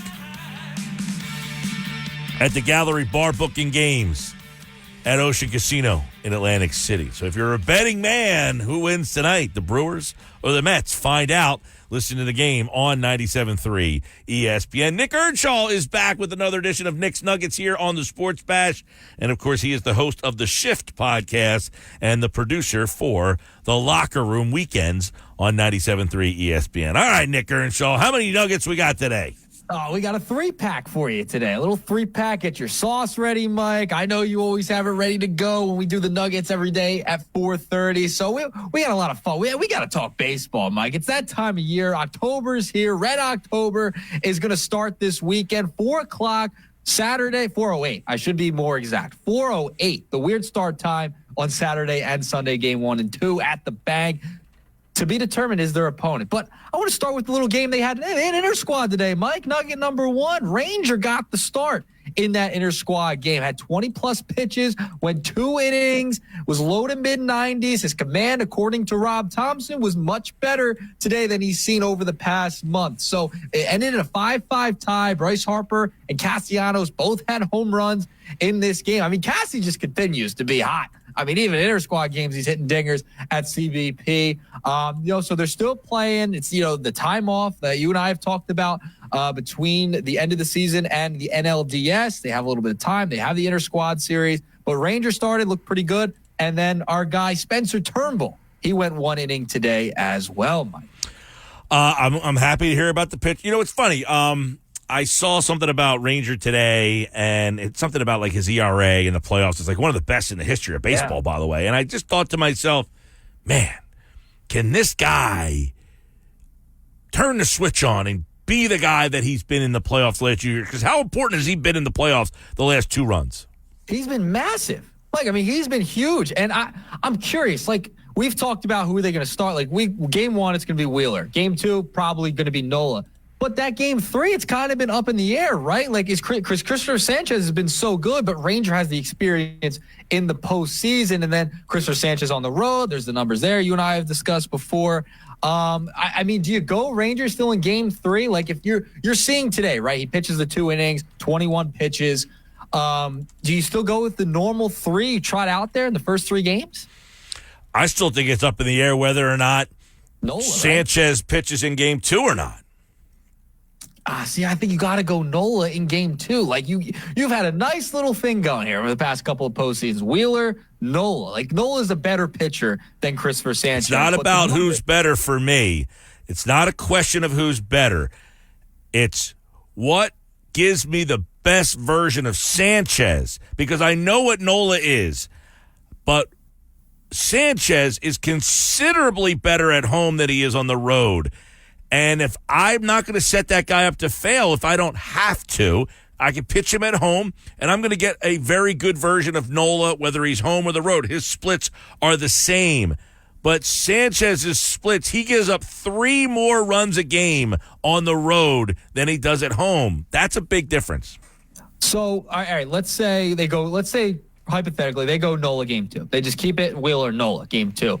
Better chance to go up 2-0, right? I mean, this is only a 5-game series. So if you go up 2-0, you might not even have to see Christopher Sanchez at all. If they sweep the series, you may not have to see him at all. I mean, you could go up 2-0 hypothetically with Wheeler Nola. Nola, I think, is the better pitcher. He's still really good at home. But are you going Ranger or Sanchez first? Like, who do you want to see? Well, what's to say that I don't go up 2-0 with Sanchez pitching better at home, and now I have Nola to give me a 3-0 lead? See, I would rather try and go up 2-0 with Nola. And then you have Ranger game 3, because Ranger's stoic. He's been really good in the postseason. Well, now you're going back again. This is going back to you're entering Nola. I mean, now you're entering Ranger into the 3 spot, which wasn't even really a conversation 2 weeks ago. It was almost a fait accompli that he was going to be the 4th guy and that it was going to be Sanchez. And then we're saying, well, Sanchez is significantly better at home than he is on the road. And so this is still all up in the air, I think. Okay. All right. I think they go Wheeler Nola. I don't know. Did Rob Thompson play his hand at all today? Maybe. I mean, with Ranger getting a little bullpen in there, 2 innings, I think he would probably start game 3 if he's pitching today, right? Like, I feel like because Sanchez hasn't been there, done that before, I feel like they're going to go the route of been there, done that, guys. Wheeler, Nola, Ranger. Just keep it the same.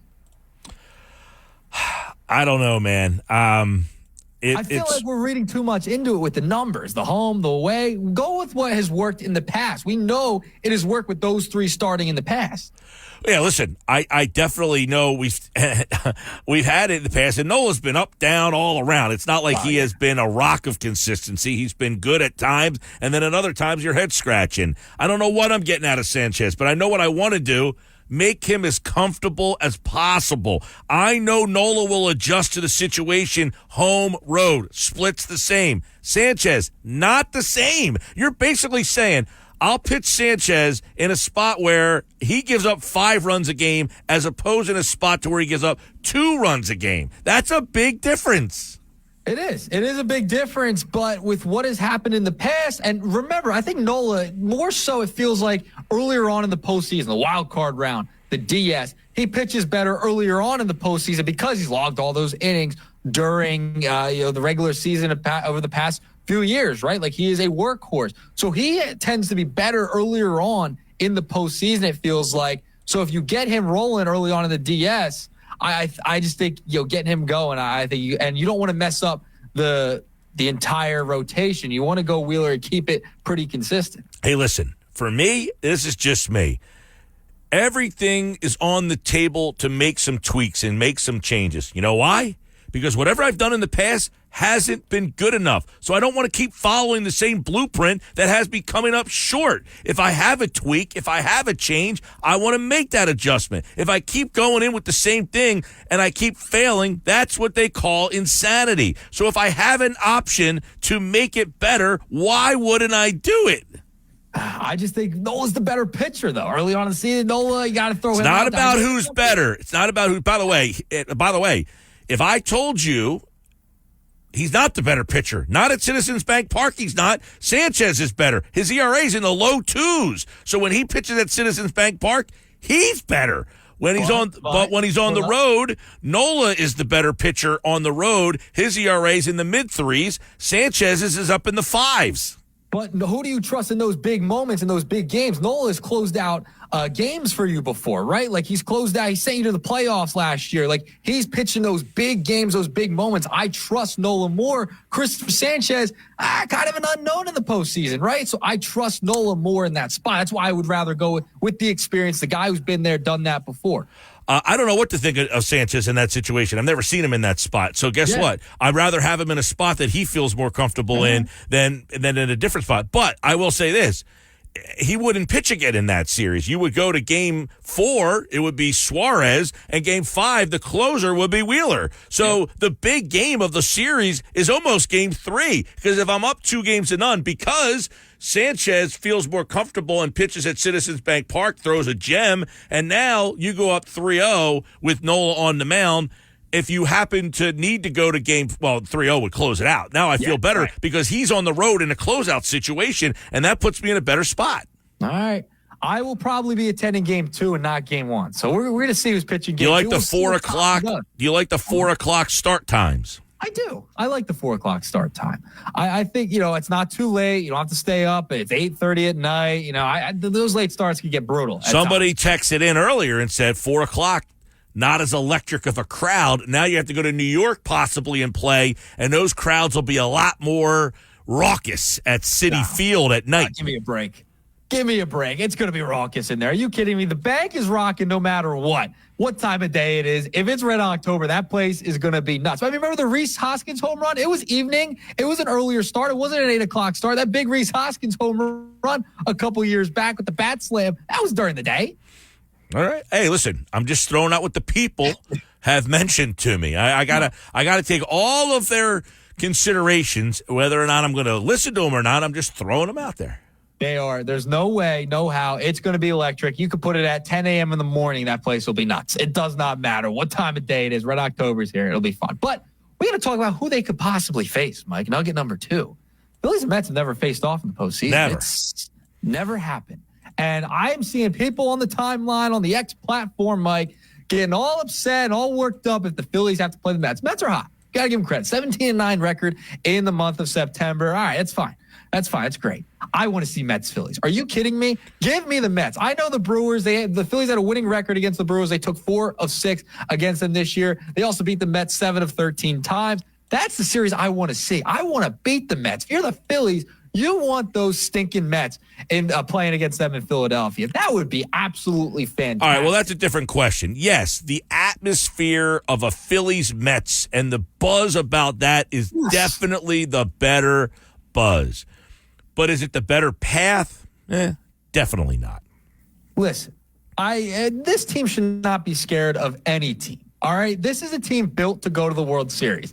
Okay, if they have to play the Mets, who just snuck into the playoffs, or the Brewers. Oh, you mean what the Braves have said the last? Oh, if I have to play the Phillies, just snuck into the playoffs, or like the Phillies said last year, if I have to play the Diamondbacks, you just snuck into the playoffs. Yeah, that seems to be going well for teams. They shouldn't be worried about who they're playing. They fell apart. I mean, they fell apart. This team should not be expecting to fall apart. They should want the Mets. That's a division rival. That's a team you want to play in the postseason. All of these things they all sound great.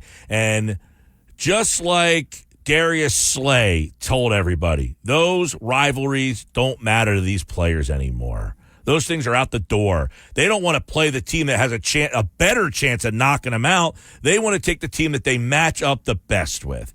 And I think that's one of the reasons why, you see what's going on here. The Brewers have just been a team in the last couple of playoffs. They just don't have that ace pitcher at the top of that rotation. And it's really hurt them. They constantly get behind in these years. Last year, they got beat by Arizona in the playoff round. They won the division. Oh, I'm not afraid of Arizona. We won our division. No, they got swept out of there. And then Arizona went and kicked the crap out of the Dodgers and then came in here and kicked the crap out of you. So sometimes matchups matter. And right now, a matchup against the Mets, while I would for what I do, it would help the ratings, I'm sure. More people would be interested in Mets Phillies than they would be Mets Brewers. Yeah, no question about it.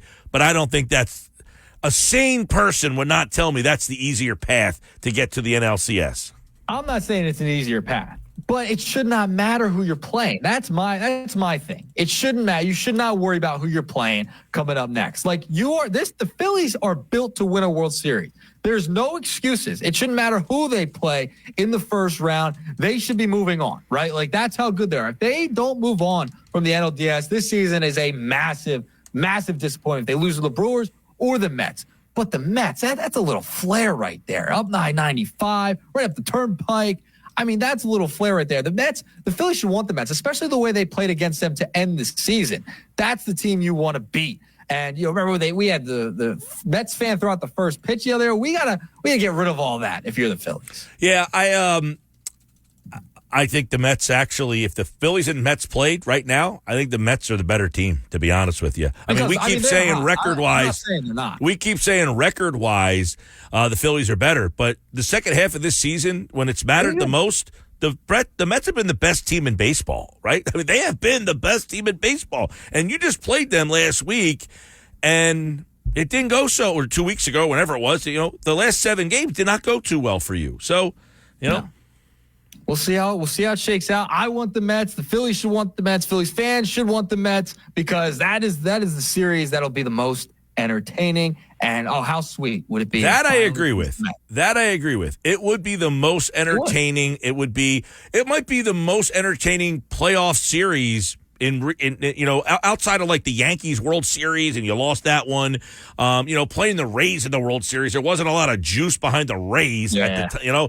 This would be probably one of the most energetic crowds and fan base series in the history of Mets, Phillies. Never played playoffs, and the way it's going right now, it would be the coolest, but it's definitely something that I think the Phillies want to avoid.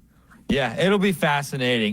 Now, before we move on to the last topic real quick, are we worried that Mets fans would try and take over CBP? Could that be a possibility? I think so. I definitely think you would also have that element of it, just like the Knicks did when the Phillies, when they played the Sixers. Now, you could say, well, the Sixers were down in that series. Doesn't matter.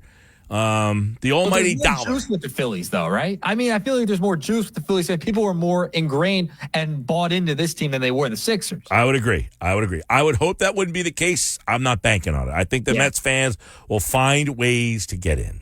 Yeah, it'll be fascinating to see if the Mets can close it out. We'll see. It's going to be fun. Man, I love postseason baseball, Mike. There's nothing like it. Absolutely nothing like it. All right, moving on. Final topic of the day. Final nugget. 3-pack for you. Darius Slay apologized for going on Micah Parsons' podcast talking about CJ, GJ.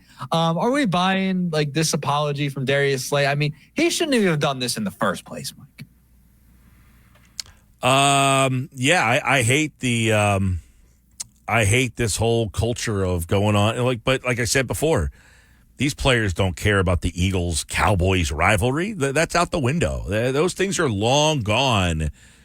And it's a shame, but they don't care about that. And Slay is yucking it up with Parsons. Parsons hurt. His team stinks. The Eagles are playing bad football, and those two guys are having the time of their life. And listen, I blame the Kelsey culture here. Those guys had a podcast, went out, got paid $100 million for it. So now if I'm a player, I want my podcast so I can make some money on it. Somebody offer me something for my podcast. If I'm Micah Parsons, hey, let me get my buddies on here and see if Spotify or some other idiot will pay me for my podcast.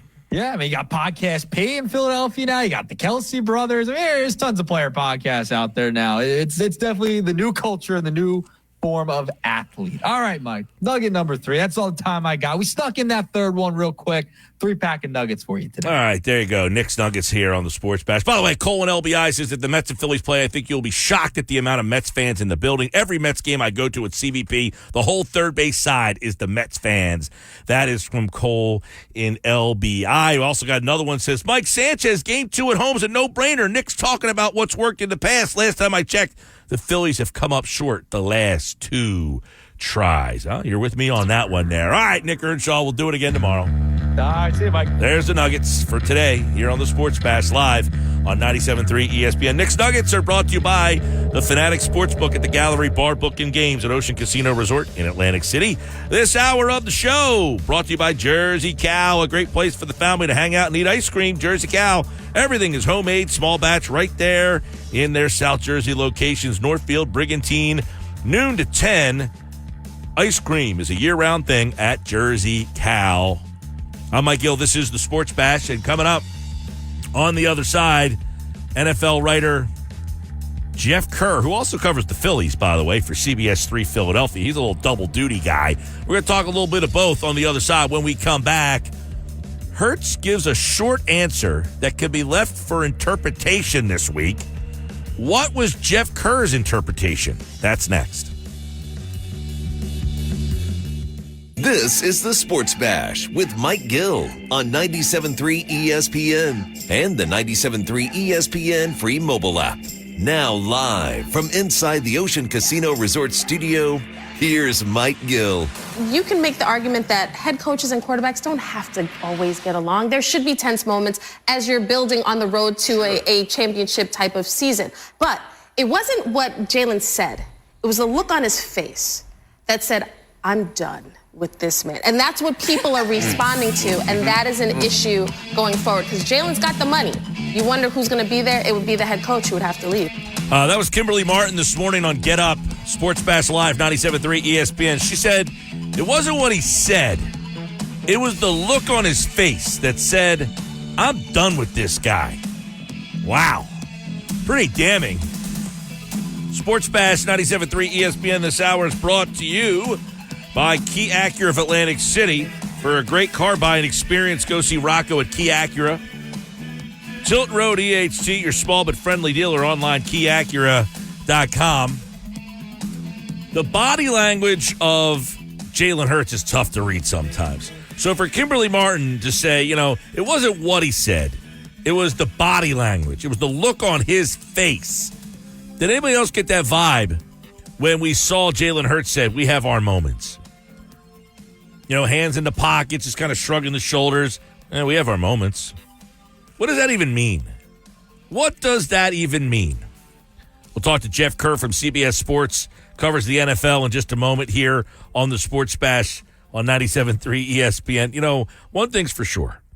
If you're the coach of the team, the Eagles coaching staff, Kellen Moore and Nick Sirianni, they seemingly keep going out of their way to clean up Hurts' mess. But the quarterback doesn't seem to be reciprocating. And when Kimberly Martin says that, she says it's not what he says. It was the look on his face that said, I am done with this guy. Does Jeff Kerr get the same feeling? We bring him in now. NFL writer from CBS Sports as he joins us on the Sports Bash Live on 97.3 ESPN in this 5 o'clock hour. Jeff, Kimberly Martin said, it's not what Jalen Hurts said. It's the look on his face that suggested I am done with Nick Sirianni. Do you get the same vibe that the coach and the quarterback, or at least the quarterback towards the coach, has about had it? Yeah, I'm on the same page with Kimberly on that. Hold on one sec, Jeff. Let me, there you go. Go ahead.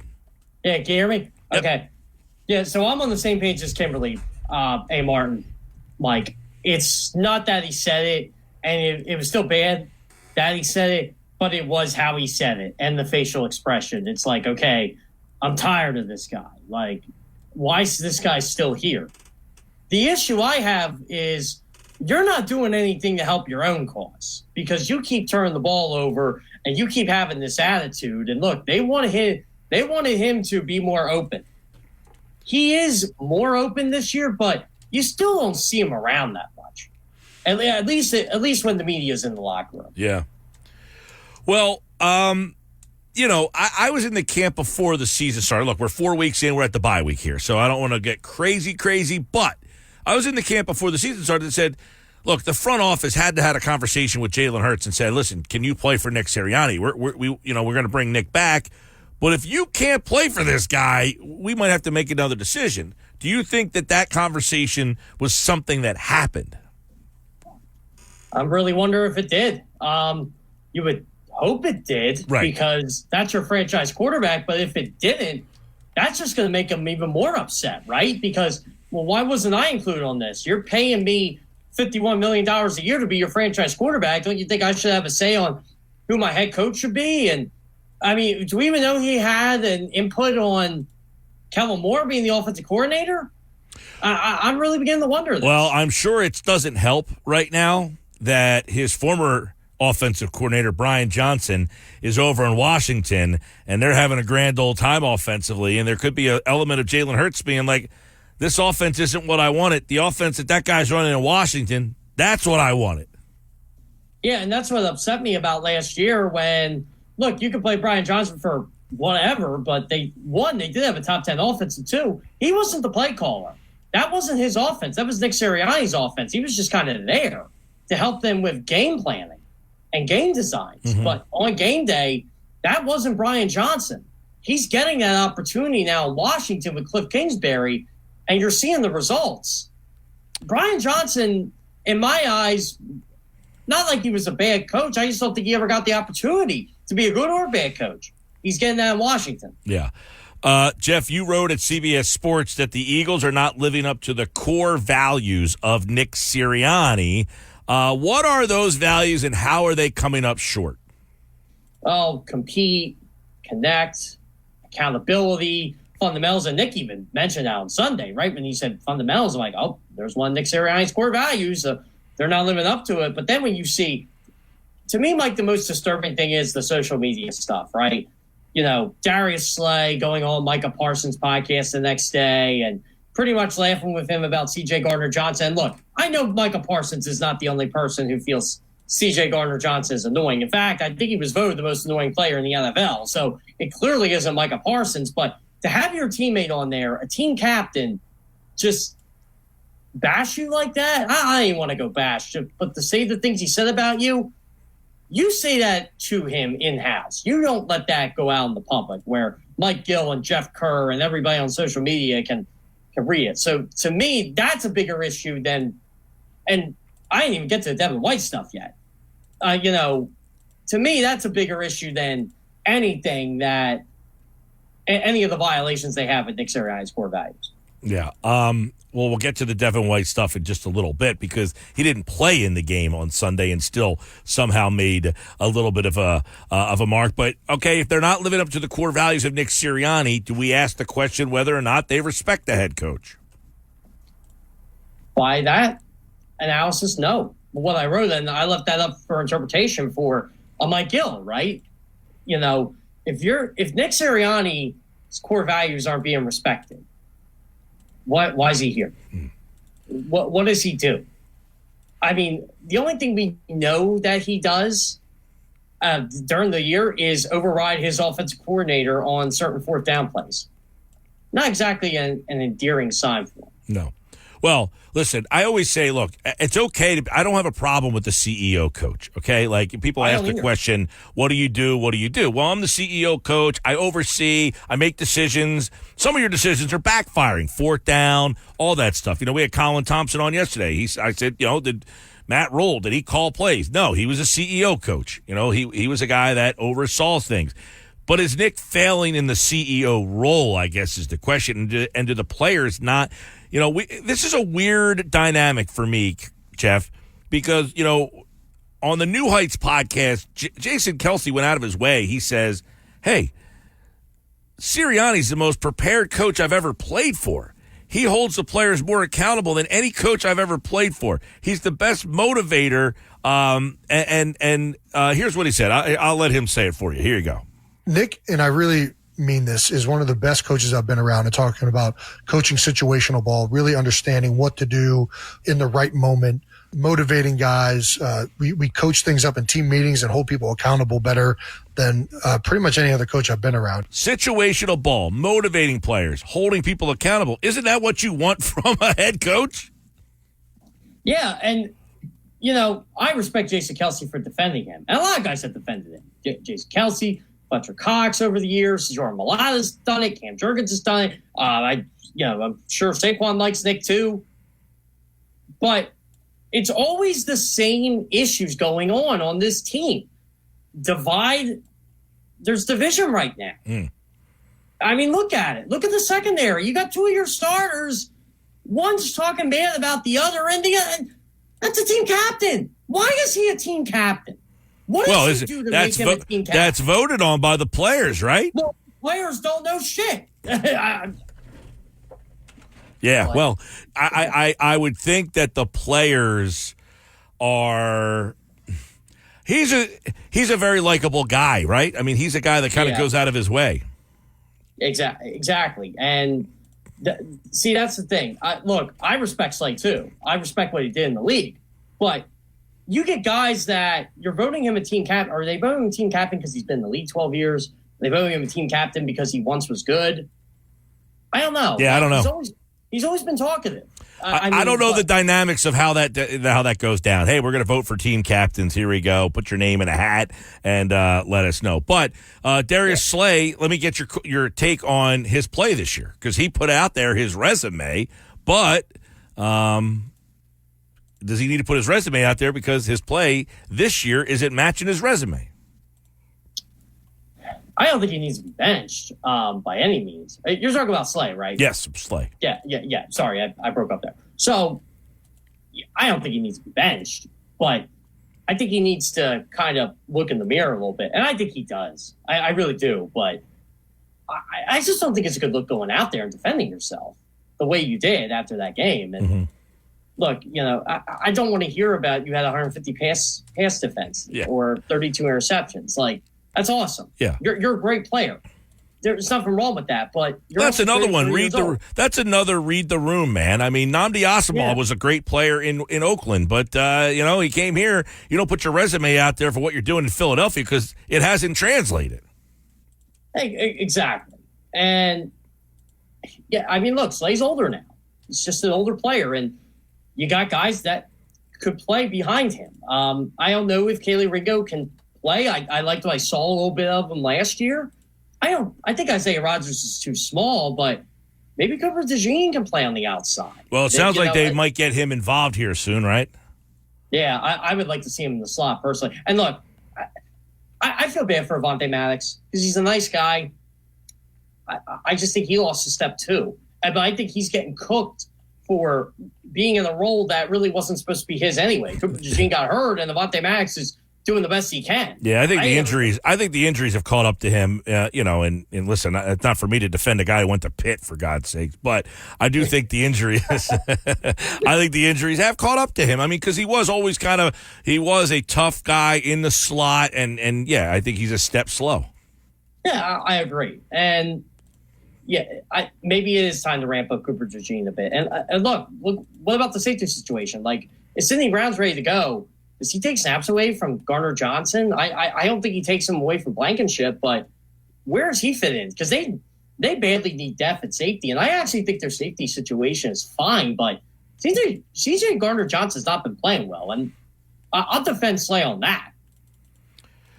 I agree. Well, I don't think Slay's wrong. I think Gardner Johnson has gone out of his way to look like an idiot, and he's made one play the whole season, basically the tackle that he made in the Falcon game. That's it. I mean, that's the only play he's really made. He made a tackle on a play where they're losing and is celebrating like he just won the Super Bowl in one of the plays. I mean, come on, man. That signing has been frustrating because I thought he'd be a big help to this defense. He was a playmaker. He was a guy who caused turnovers. That's not happening right now. So, there's a lot of disconnect there. You wrote a lot about this team over at CBS Sports. One of the things you wrote about was Fangio and Bryce Huff. And Fangio has kind of said, he thinks Huff's improving.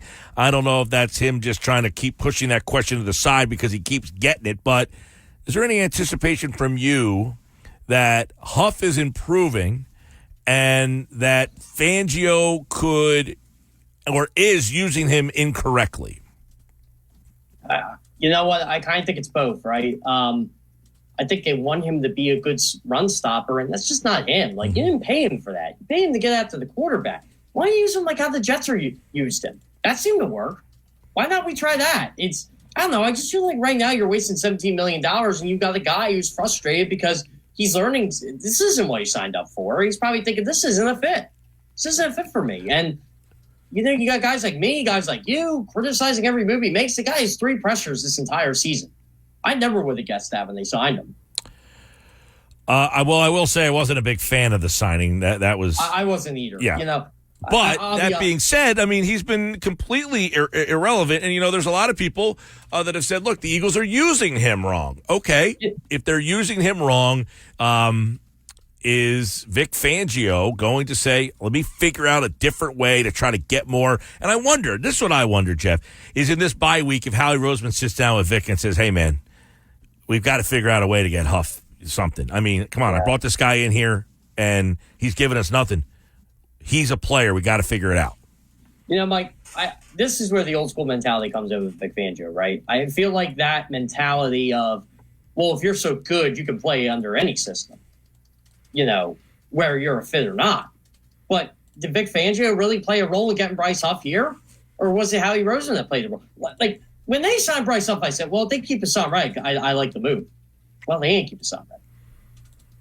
I don't know. I just think you're asking Bryce Huff to do more than what he's getting paid to do. And sadly, they need him to do more. Otherwise, I have a hard time seeing how. And it's not that this team can't turn it around defensively, but I don't see where they can be a consistent defense. That's the difference. Yeah, they might have a game like they did against the Saints, and they had one like last year against Miami, where you're like, where the heck did that performance come from? But I just don't see how you get that consistently without a pass rush. It's such a weird dynamic with this defense too, right? Like, you expected Green Bay to do what they did against them. That was Brazil was different. So I kind of write that off. I didn't think they played bad in the Falcons game. I mean, they gave up a lot of rushing yards. They couldn't stop the run, which seemed to be a problem. But at the end of the day, outside of the collapse, which probably should have happened anyway, you're probably thinking a lot differently about this defense if the Saquon drop doesn't happen and the way they played against New Orleans than what they did last week. The problem is they just seemed ill-prepared last week. And that's what bothered me more than anything. Well, Fangio admitted as such that they were surprised at some of the things that that Tampa did, which you're thinking, well, how were you surprised at what they did? I mean, you're playing 10 yards off the ball. Yeah, and you know, Mike, you and I didn't get to talk about this earlier in the week, but I was going to text you about this. Were you concerned, like I was, like 2 or 3 plays in, like, they're getting rid of the ball quick. This could be a long, long day. Yeah, the 1, 2, 3 out, 1, 2, 3 out, 1, 2, 3 out. And you know that they're not making the adjustment with those corners. Now, he said, I tried to, but they weren't. That's another problem. You tried to? Yeah, isn't Slay one of the better press corners in the league?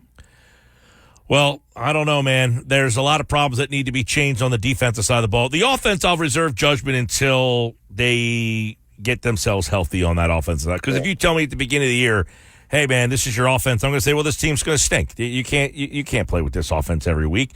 They need Lane Johnson back, the 2 receivers back, and then if they're still struggling, we can have another conversation. All right, 609-403-0973 on the text board if you want to chime in there. Jeff Kerr from CBS Sports. Brandon Graham, he says, I said some stuff that's going to get them motivated. And if he's the best player you have on your defense right now, I think that's another problem is you're dependent on a 36-year-old Brandon Graham to kind of lead the way. Now, can he be the leader to get that defense together? We'll find out. But one guy they brought in to try to help that defense was Devin White. He had a Sunday. Give us some more insight on White's Sunday and why he's not playing for this team. By the way, Mike, did you catch the retweet when it happened? No, I was not paying attention to social media during the game on Sunday. Well, I swear I was one of the few B-writers that followed him for some reason, and I seen him like, why is Devin White retweeting Lavonte? And I know they're buddies, right? Like, it actually was the first thing in my head. I'm like, oh, okay, he's retweeting his buddy. The problem is his buddy is playing for the team that you're currently employed by. Yeah. Or sorry, the team that you're currently employed by was playing your buddy's team. Mm-hmm. Yeah, totally out of line. Yeah, way out of line. And I'm like, Devin White doesn't go on social media that frequently, so something was up there. I mean, you could tell he's frustrated he's not playing, especially when you've seen Nakobe Dean just get wrecked on Sunday.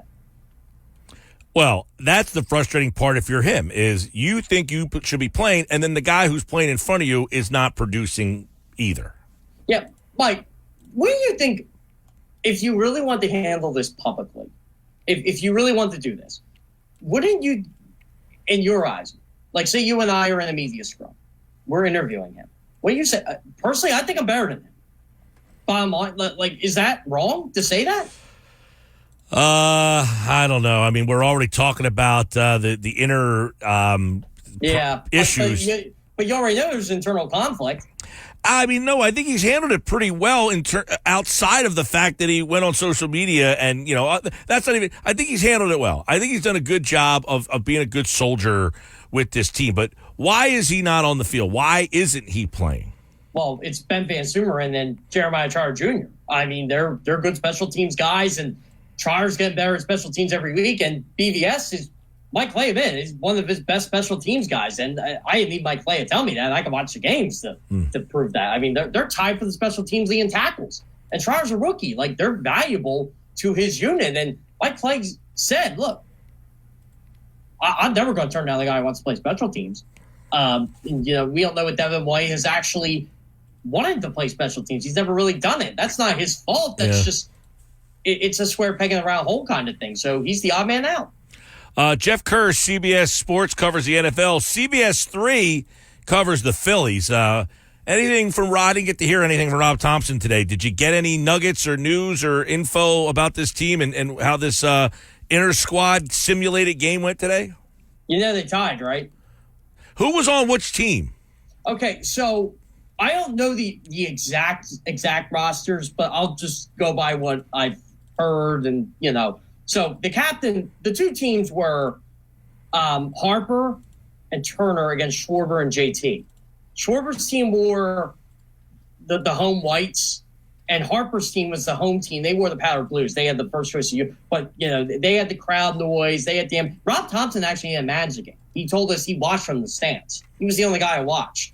So, and Austin Hayes had a couple hits. He said Ranger Suarez threw really well. Kobe Allard started for the other team. But he said Ranger Suarez threw well. He said Bryson Stein, he said Yohan Rojas had a hit. He threw a guy out at the plate.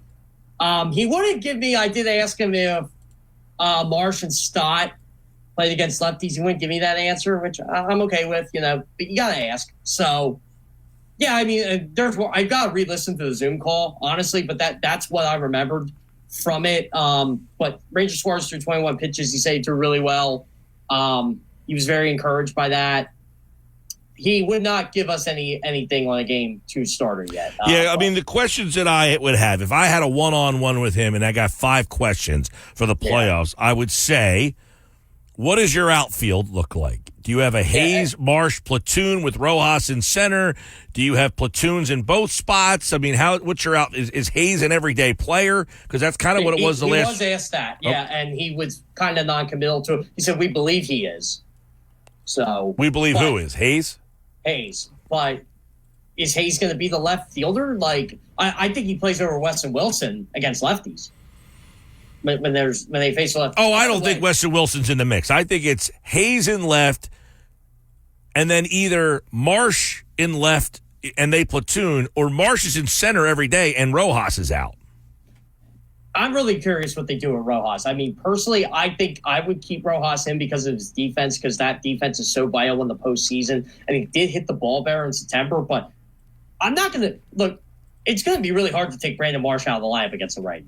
Against righties, no. I think Marsh should play left field against righties, and Hayes should play against lefties. You know, and by the way, sad part is, if you play the Mets, you might get Minaya and Quintana, and Marsh isn't playing for 2 of those games, and that might be just the way it is. I mean, but you can't have him out there being an out against left-handers in 2 of the 5 games. Yeah, same with. So I asked Rob about Bryson Stott. That was my first question to him. Just what is he like seeing out Bryson the last couple? He said, look, he's making good contacts in the ball the opposite field. He said they've been really encouraged by it. And that's pretty much what we asked Stott yesterday, what changes your swing are you making, stuff like that. But doesn't it feel like Amundo Sosa is going to hit against left-handed pitching? That would be another one of my questions, is the second base, is that a platoon or is Stott the everyday guy? Number 3, Who's your number 2 starter? Who pitches game 2? I think it is Christopher Sanchez. Wow. Don't you? Well, listen, I'm not saying that he's better than Nola or not. I don't have an opinion on that per se, but he much better at home. What? He might be better than Nola this year, especially at home. Well, he's better at home, so I'm going to put the kid in the best position to succeed because Nola is just as good at home as he is on the road. So I feel better, I feel better about Nola on the road than I do Sanchez on the road. So I'll put Sanchez in the number 2 spot just because I feel better about him at home than I do on the road. Yeah, it's funny. The Phillies kept denying all year about the home road thing, and then all of a sudden September they kind of reversed course a lot. I think they always did think about it. They just didn't want to. Well, and then Suarez threw today in the inner squad then. So what's the message there?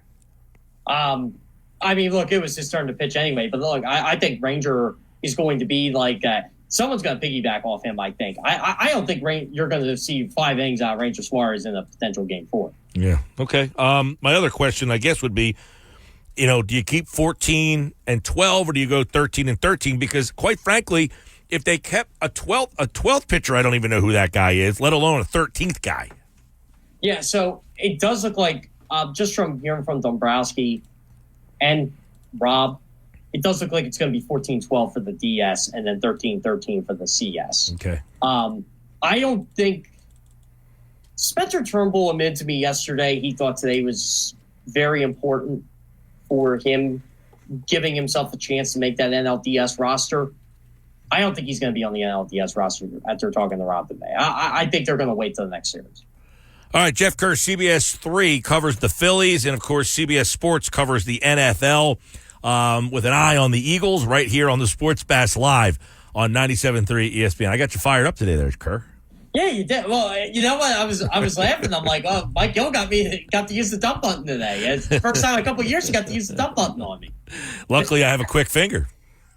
Yeah, you do. I even said it. I'm like, I do it. I'm like, I said it. I'm like, Darius Slay's been getting me fired up at writing everything he said. And look, I love Slay, but no, that stuff gets old. All right, man. Well, we will catch up with you next week. Yeah, sounds great, buddy. All right, Jeff Kerr. Are you going to be at game 1? Are you going to be at game 1 or 2? I had an offer. I declined, actually. I had an offer to go. I had tickets to go. My buddy asked me. He said he had an extra ticket, but I'm going to – I've been asking my listeners all day today, give me a place that will have the sound on. And I got a list of about 35 places today that have come in. A lot of duplicates, but I got a good list that I'm building here. And, nope, I'm going to watch it out with the people. And I we'll see. I might wait for if they make it to the next round. Yeah, it's funny because my family's had season ticket holders. I mean, they're, for years, and they're going Saturday, and they're like, "Are you sure you don't want to go?" I'm like, "I'm covering the team. I'm not." Yeah. It's different now, but it's fun. I enjoy it. Red October. All right, buddy. We'll see you. Yeah, sounds great. All Thanks, right, Mike. Jeff Kerr, CBS Sports, CBS 3 here on the Sports Bash Live, 97.3 ESPN, the 97.3 ESPN free mobile app. Streaming live video on the X platform, at Mike Gill Show. Subscribe at Mike Gill Show YouTube, and you can check out the Phillies and every pitch of the Phillies playoff run right here on 97.3 ESPN. Coming up, by the way, this hour is brought to you by Key Acura of Atlantic City for a great car buying experience. Go see Rocco at Key Acura Atlantic City. I got my Bet365 play of the day. And we got the big 3 next here on the Sports Bash. .com. You're listening. When you need mealtime inspiration, it's worth shopping Baker's. For thousands of appetizing ingredients that inspire countless mouth-watering meals. And no matter what tasty choice you make, you'll enjoy our everyday low prices. Plus, extra ways to save, like digital coupons worth over $600 each week and up to $1 off per gallon at the pump with points. So you can get big flavors and big savings. Baker's, fresh for everyone. Fuel restrictions apply.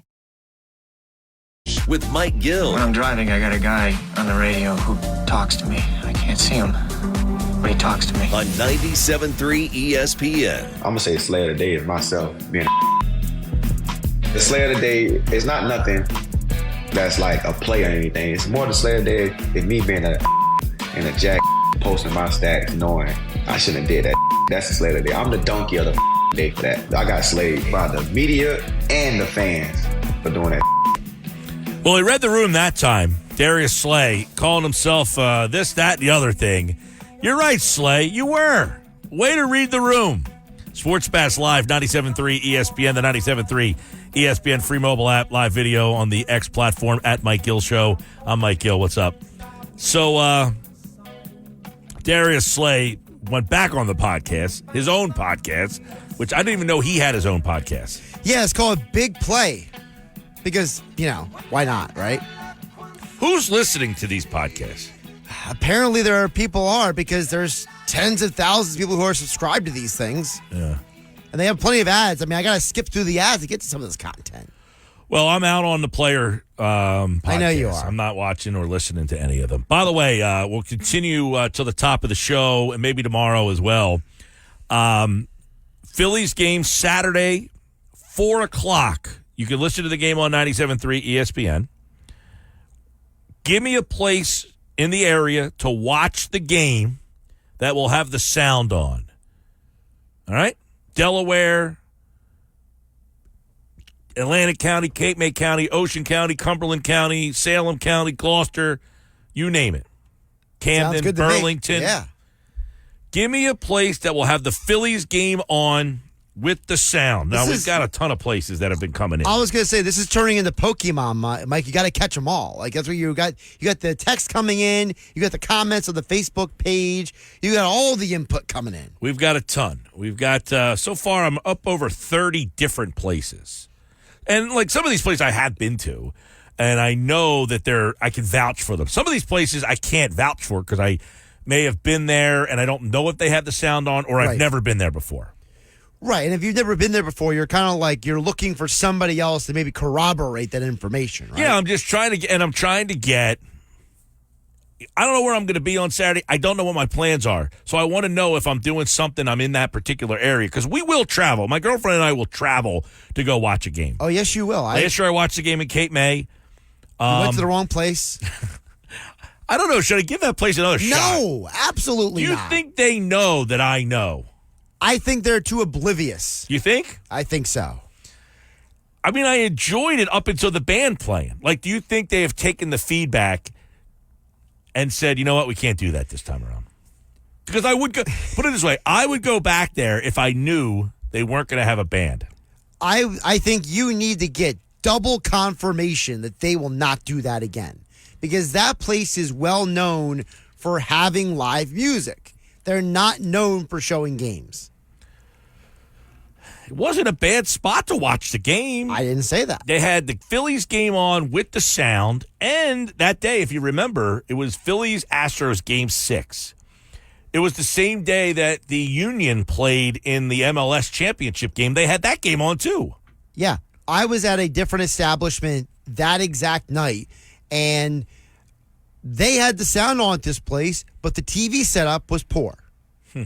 So it was kind of like I'm cranking my head to see these small screens, but they had the sound on. So I kind of was like, I was like, well, I'm here now. They got the sound on. In Cape May? In Cape May County. Gotcha. Okay. Yeah, I mean, I would go back there, but I have to know the sound is on, and that they did have the sound on until the band started. But that's a poor job. It is poor. I said I can't go if I'm looking at the website now to see Saturday. Like, for example, you know how they fact check these? Like, they have a band scheduled on Saturday, although the band's not scheduled until later on at night. So what you're saying is that because the Phillies game is earlier, game's at 4, that band there shouldn't be a band.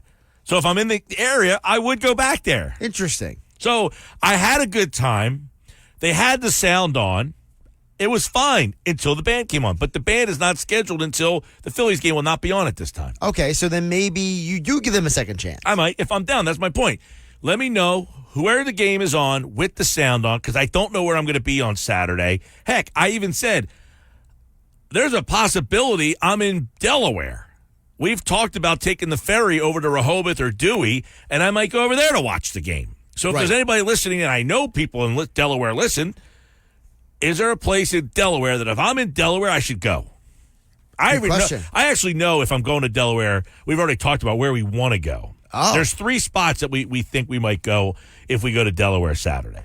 33% chance. So I'm seeing if anybody nails those three, because we've narrowed it down to three. And so maybe if somebody mentions one out of those three, you say, that's the one. Well, if I get the text and it says this is the place to go in Delaware, in Dewey or Rehoboth. We got listeners out there. Oh, I know that. We get more texts from the 302 than we do the 609 sometimes. Sometimes, yeah. 609-403-0973 is the text board. All right. Can I give you a little more from Darius Slay here? I thought you were like Darius Rucker. Oh, my Hootie. goodness. Yeah, Hootie and the Blowfish, yeah. He is a big sports fan, by the way. Darius Slay, by the way, so on his podcast, he gave an explanation, and while I appreciate him explaining why he put out the tweet that he is apologizing for, I do think it's a very interesting conversation about the why he put out the tweet. This is from the Big Play Slay podcast. I will take accountability for posting my stats like that. I should not have did that. I shouldn't. But y'all got under my skin a little bit. I'm not gonna lie. Y'all got under my skin for the first time. That was kind of big for me right there, man. Because I put a lot of work into this, man. I train my ass off, work my ass off. I try to be the best role model leader I can be. The accountability is fine. He's taking accountability, and I can't fault him for that. He's admitting that you got under his skin.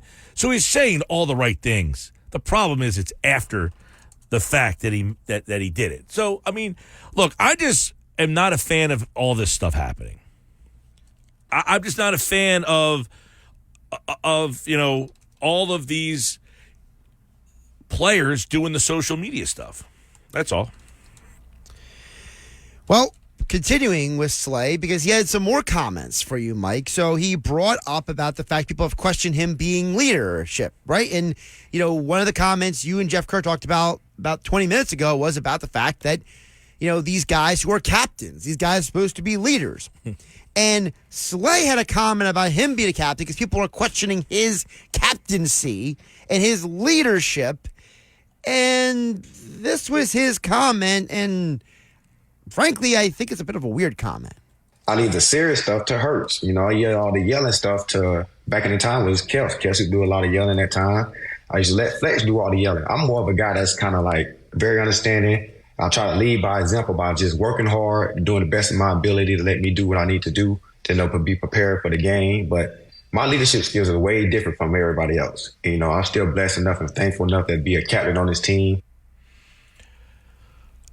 Yeah, I mean, he's basically saying, I'm not a vocal leader. I'm not the guy that you should be looking at in that way. And then I guess the question is, well, then how did you get voted to be the captain of the team? Well, we all just assume that all leaders are the same. Everybody's different. Everybody takes to leadership different. We all know some people want to be coached hard, and other people don't have the time for a coach who's coaching them hard. So there are different dynamics. There's no question about that. I mean, he's not wrong about that. But what did you think of him saying, I leave the serious stuff to Hurts? I mean, Hurts is the quarterback. It makes sense. I leave the serious stuff to him. You would hope that the quarterback is the guy who is able to do that, is able to take that. And that opens up a whole other thing, is Hurts doing that? Well, he claims Hurts is doing that. He says Hurts is the serious guy. This is, again, from the Big Slay podcast. I lead in a different type of way. I'm not a big vocal guy like Hurts. Hurts, y'all see Hurts all the time. Y'all say he got serious face and that. I am the joyful side of the team, or the leadership. I'm a guy that's going to put smiles on your face.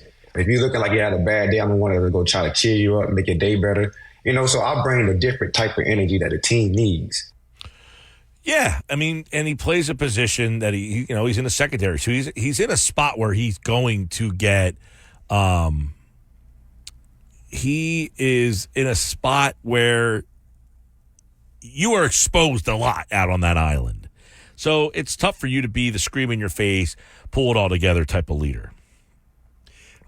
Yeah, finally, I wanted to play you his other comment about the game, the loss on Sunday. And Darius Slay, who has confirmed, by the way, he reads everybody's comments on Twitter, right? He sees all the X feedback. He says we shouldn't be blaming so much of the game on Jalen Hurts, Mike. Take a listen. I know we had no Lane, no AJ, no Smitty, but on the defense side of the ball, we supposed to have stepped up big time to help Hurts in that situation. So Hurts cannot take the blame for the performance he had, because not saying that he still should have outperformed whatever y'all need to be, but we knew as a defense going into this game, we got to put the offense in a better situation to make this game more controllable for Hurts and that offense. Well, there's another example of him taking, taking accountability, but too late, right? This is all too late. This is on Wednesday. Well, I don't know when he recorded this thing. Last night he recorded it. All right, so Tuesday night, now he's saying, hey, this was on us, the defense. We knew we were shorthanded and all that stuff. So, hey, listen, it's commendable for him to come out a couple days later, and he does sound like there is some, like in his voice, it does sound like there is, some remorse to that. Man, I'm sorry that it got to this point, but But you're saying that, if you knew that, why didn't you do it in the first place? No, my point I was about to make was, I don't know, and Slay should know, but I don't know that these guys have an understanding of what this team means to these people and why it means so much to them.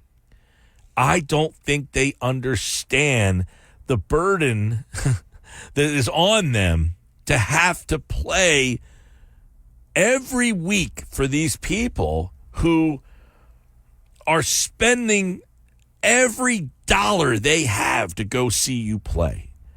And sometimes the players make it like, we lost to the Cowboys. Who cares? We're buddies with them anyway. That stuff rubs your consumer the wrong way, and I don't think the players can connect with that. That's all. It's interesting because, we've always complimented guys like Jason Kelce for figuring it out, but maybe just everyone can't be Jason Kelce, No, right? not everybody can be Jason Kelce. And that's a rare bird, Jason Kelce. By the way, Astros are out. They lost. Tigers are moving on. So it'll be Tigers. Matt Vierling. Who are they playing? The Tigers will play the Guardians. Central Division rematch. Because the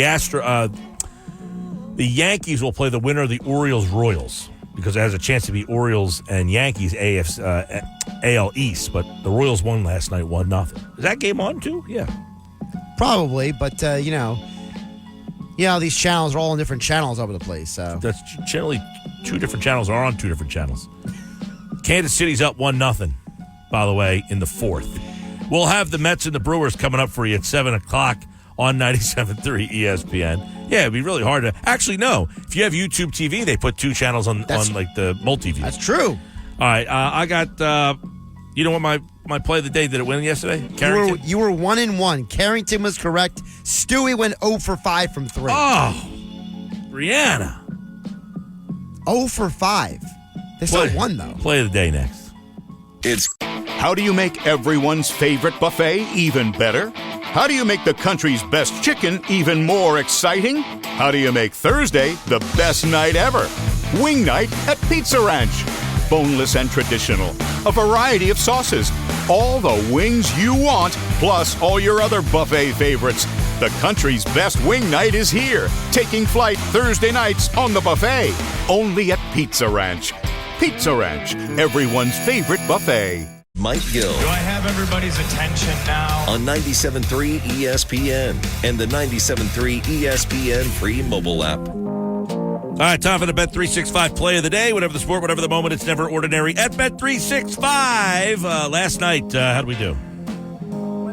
Mike, Carrington is a lock, as you said before, Mike. Yeah, she was the lock every night. 4 rebounds or more. But Brianna Stewart, Stewie, she let you down. She went 0 for 5 from 3. She did. She did let me down. Don't like it. All right, Bet365. By the way, Royals are up 1-0. They won 1-0. The Orioles haven't scored in this series. The Orioles, who the big question mark was their pitching, they haven't scored. They've given up 2 runs and they're losing. Didn't Burns go like 8 innings? Yeah, last they night? used him the whole game, pretty much.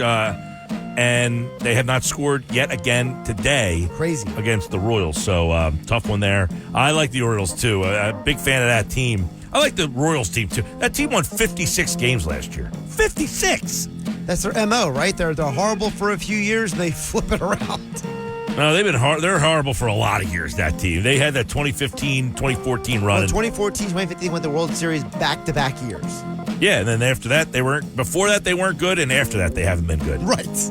All right, so for tonight, I'm going to stick with my guy Iglesias. Anytime I need a hit, I'm going Iglesias. So give me Iglesias with a hit tonight for the Mets, and that is my Bet365 play of the day. You can hear that game right here on 97.3 ESPN. You can, and I would also, if you like, somebody actually texted in asking you, Josh, for a home run play tonight.